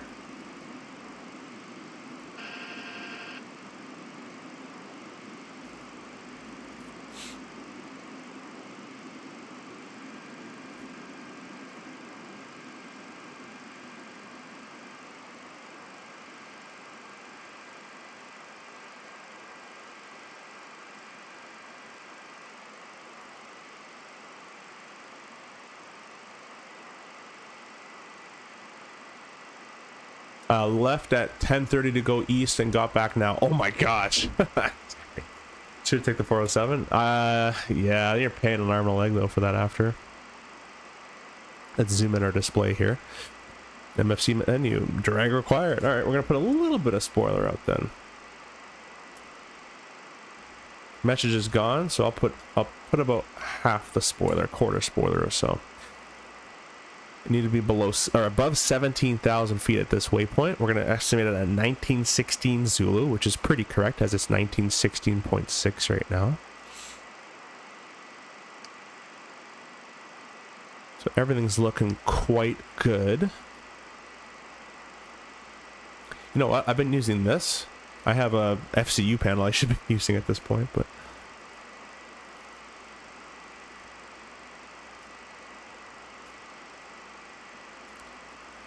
let me go ahead and get Sky Dolly running, which is our review tool we're going to use today. Or not review tool, a replay tool. And I'll get G's loaded so you guys can get a feet per minute, because I know you guys like to see all that kind of garbage. I shouldn't say that, but yeah. I wouldn't pay attention to feet per minute if you guys are looking to do this as realistic as possible. If you're having fun and treating it as a game kind of thing, then yeah, be my guess, but feet per minute doesn't matter. As long as it's a nice safe landing. Touchdown zone, center line, stop before the end. You're good to go. Alright, this transition, we'll go press the B button, 3008. PFD is a little hard to see. The next one's above 14,000, which we should meet that. We're expecting it in 1918 Zulu. We're a little above the glide path, or the VNAV path, and it's going to ascend a bit steeper, so I'll add a little bit more spoiler for it. Just one tad more. Go back to the 130,000 pound card landing. It needs power, so let's get rid of spoiler.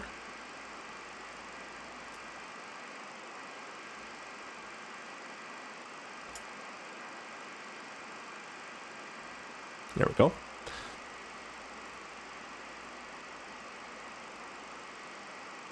Beautiful day, looks like, here in Boston. Boston.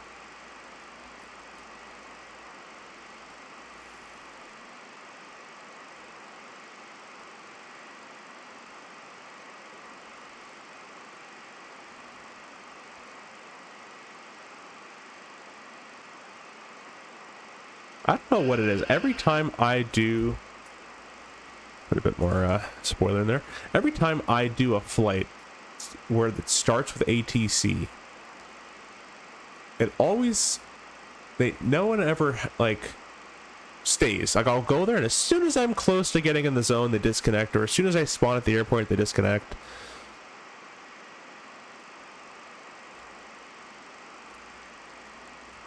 Next waypoint... This is too easy, man. Above 11, below 12. This airplane does everything for you. So it should start... no, actually it'll be pretty good because we're not even below 12 yet.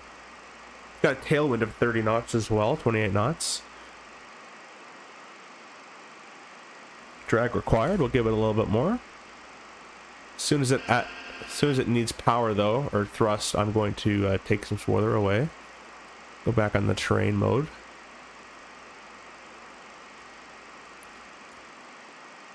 Let's see if it's going to meet this. It needs to be above 11.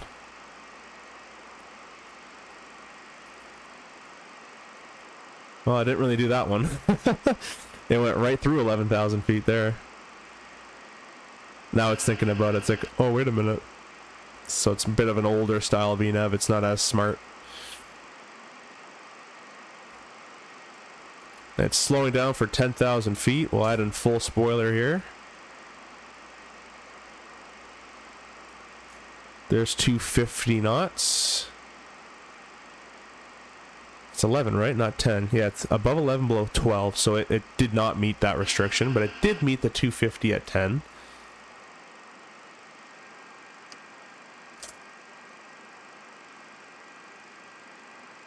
The next one's below 10, above 8.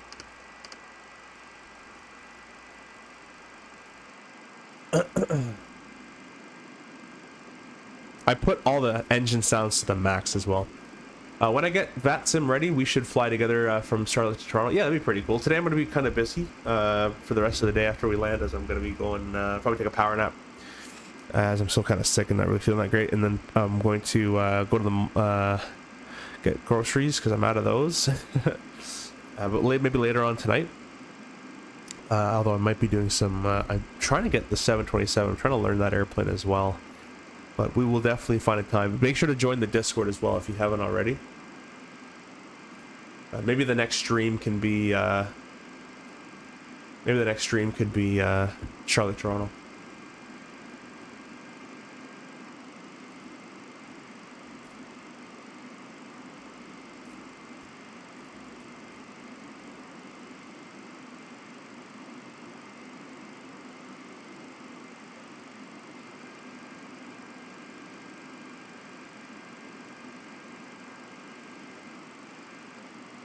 Sensing that we're a little high on profile, so it's kind of leveled up a little bit. It'll be below 10, above 8. It's maintaining 240 knots. We're below 10,000 as well, so we'll get our external lights on a little bit. And the pressurization, we'll just quickly check that. It's nicely depressurizing there for us. Cabin altitude of 3,300 with and it's descending cabin alt, which is good. Go ahead and ding the oh, not that one. A million dings. Press the PA button. Arm that for the next one. And there we go. So as this VNAV profile starts to come down, the airplane should start to descend a little bit more as we go here.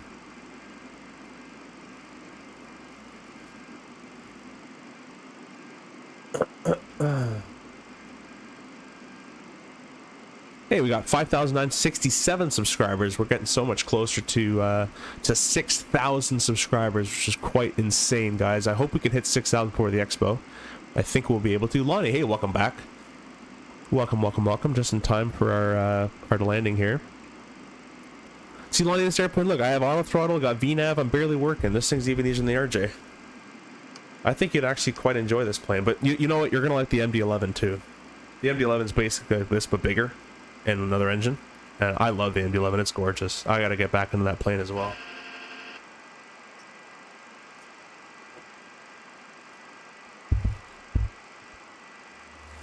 You know, if you're on Lonnie later on, and I have some time, I think Charlotte Flights wants to do a flight with us as well. Maybe we can do an MD from Charlotte to Toronto. A little MD-11 flight. Problem is the MD-11 is only 2020. It's not 24, unfortunately, which I don't like playing 2020 anymore, really, to be honest with you guys. But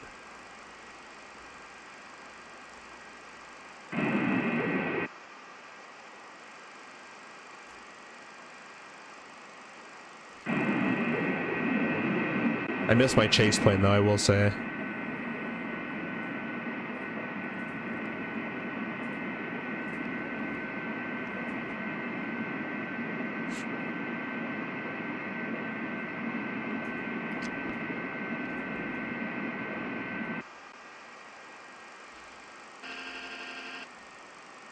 Yeah, spoilers are retracted. And we're just nicely descending onto this VNAV path that once spids at, or spied at 7,000. So doing 1,000 feet to minute. Has 1,000 feet to lose, so it should take us 1 minute. That's quick math. I can do that one. You hear that sound, guys? By the way, that little sound is the throttles moving.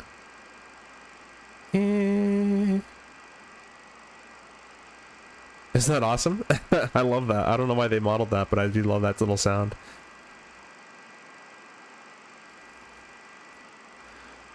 Okay, we're taking the right-hand turn at speed. Let me zoom out of that for the vertical stream there. Sorry about that, guys. We got 5,068 now. 5,068. Every subscriber brings us closer to 6,000.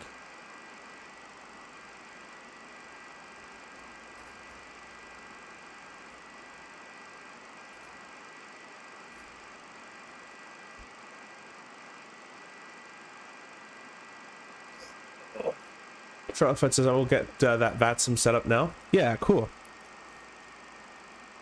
I think you'll enjoy it. There's a ton of videos on it as well. Again, as long as you know the airplane pretty well and you're kind of comfortable with the airplane, then I'd go on VATSIM. I wouldn't go if you're not too comfortable with it just yet, but...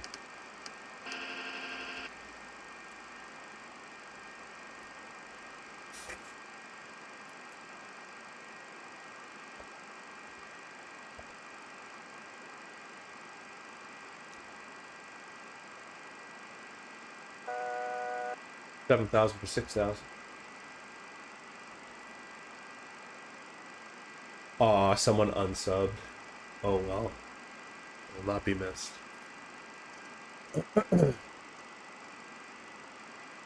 Kidding, I already miss you. Anyways, we'll align our heading indicator. We always want to keep our heading indicator aligned with where we're going in case we get, there's no one on VATS, there's no ATC, but in case we get a ATC came and said maintain current heading, sometimes your first instinct is to press the heading button, and then if your heading is not set, you'll go off in some random direction. So it's good to always have that aligned with where you're going.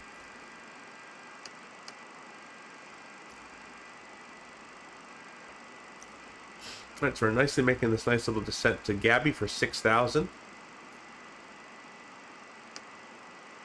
Don't need any ADFs. I'm just kind of clicking around stuff, to be honest with you right now. Oh, by the way, guys, the night lighting in here is amazing to look at. Let me make it a little darker.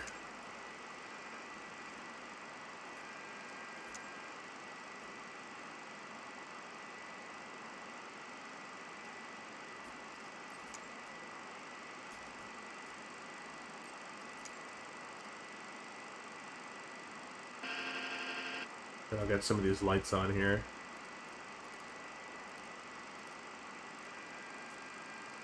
Obviously, I probably should have turned those on first, because I kind of don't remember where they are. But anyways, take my word for them. The night lighting in this is very nice to look at. It's quite a treat.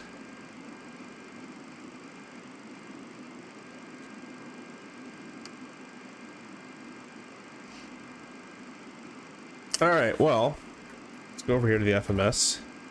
I'm going to go on, actually real quick, I'm going to go on heading mode. And we're going to hold this vector, heading select, and we're going to select 3,000 feet. I'm doing my autopilot panel so you can't see, but 3,000 feet. And we're going to press, oh, I don't want to do that. We're going to press IAS Mach.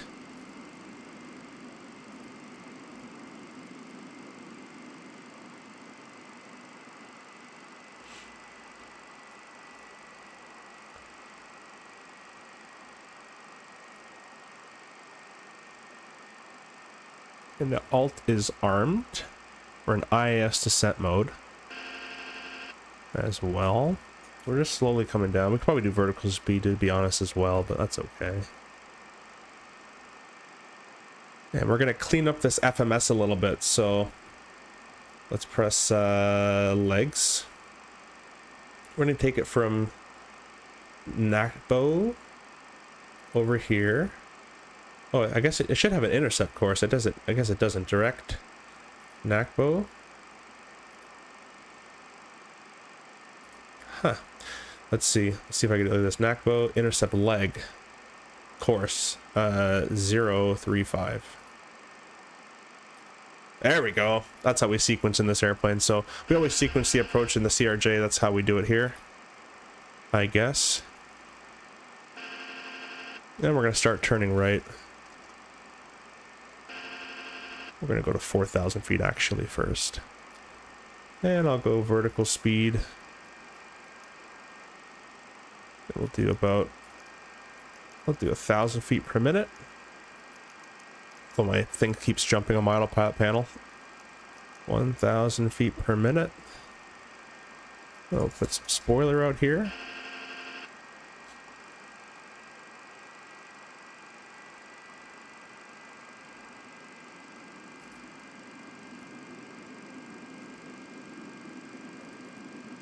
I would like it to maintain 210.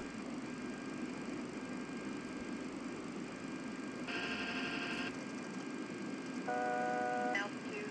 I'm gonna click the ILS button, so ILS is armed. Altitude. Yep. Oh, and below. Alright, we'll go to 3,000, that's okay. And we'll arm that. That's my fault. It's your classic airplane, you gotta arm the altitude. It's like a Dash 8.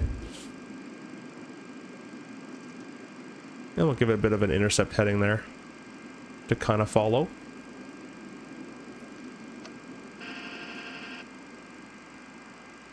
Slats extended. We're gonna start slowing down here.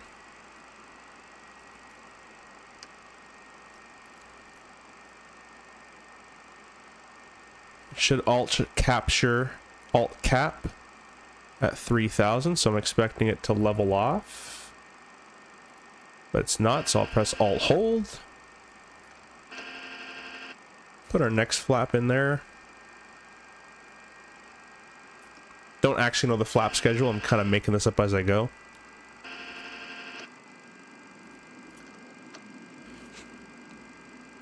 Localizer captured, glide slope captured, gear down. Let's arm the reverser. We're gonna get rid of the spoiler, and we're gonna arm the spoiler. Gear down. 3 green. The runway's in sight over there to the right side. Then we're gonna keep it slowing down here. Next selection, a flap of 28. Flaps 15. 15, I guess. We'll throw all these lights on now. Let's start my replay tool. There we go. We'll get rid of that guy there. It's a little wobbly on final with the autopilot, but that's okay.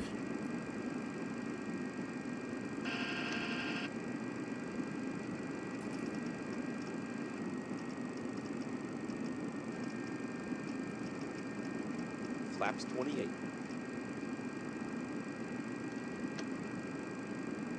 Stabilizer motion.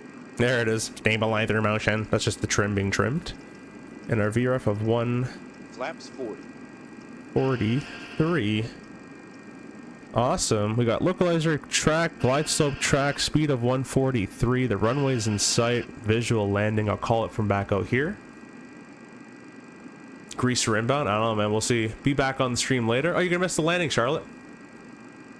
I get the VATSIM. My dad says, "Hey, well, welcome, thanks," and I say hi back if you're still here.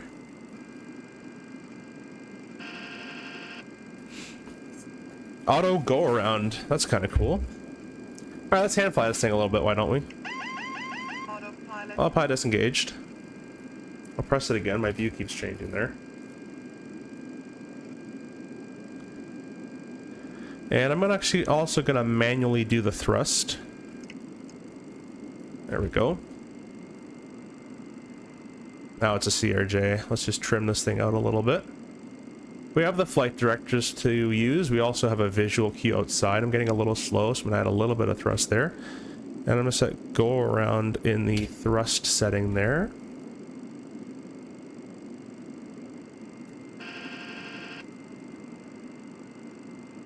Getting a little high, correcting. 1,000. I've gone ahead and also dampened my controls quite significantly. Also, you'll notice in this airplane, if I want to roll the airplane, watch what happens if I just roll. Notice it doesn't do much. A lot of yaw is happening. So I have to actually use my rudder pedals quite significantly to actually make this airplane do what I want, which is quite realistic. The CRJ is a little bit like that. Not quite like that, but a little bit like that.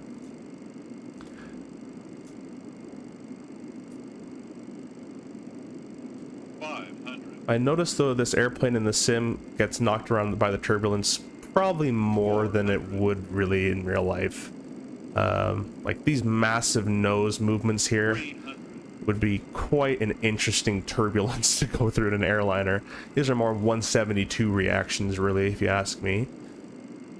200.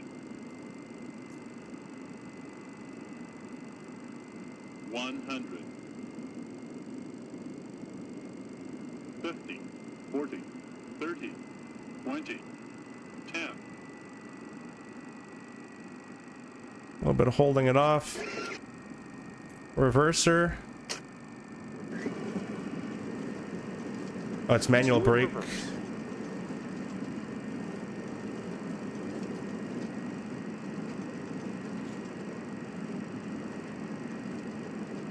$24 settings to do that? Yeah. 60 knots. This thing has pretty terrible brakes. Go ahead and install the reverses. We'll exit here at the end. Reverse lights out. Thanks, man. It approaches fast, man. Well, 140s. I mean, this is basically like a heavy, I think this is the heaviest you can land this airplane as well. We're at max landing weight. We're actually 200 pounds under max landing weight right now. So for a 143, that's actually not that fast. That's actually really good for a max landing weight. The CRJ's max landing weight is 75, 100 pounds. And I believe the speed card on that is 142 or something like that. So, or 141. So it's pretty close to this. It's a very close landing speed. So I'm sure if we were a lot lighter, SimBrief loads this thing up to the max, but I'm sure if we were a lot lighter, it would be a little bit nicer to land.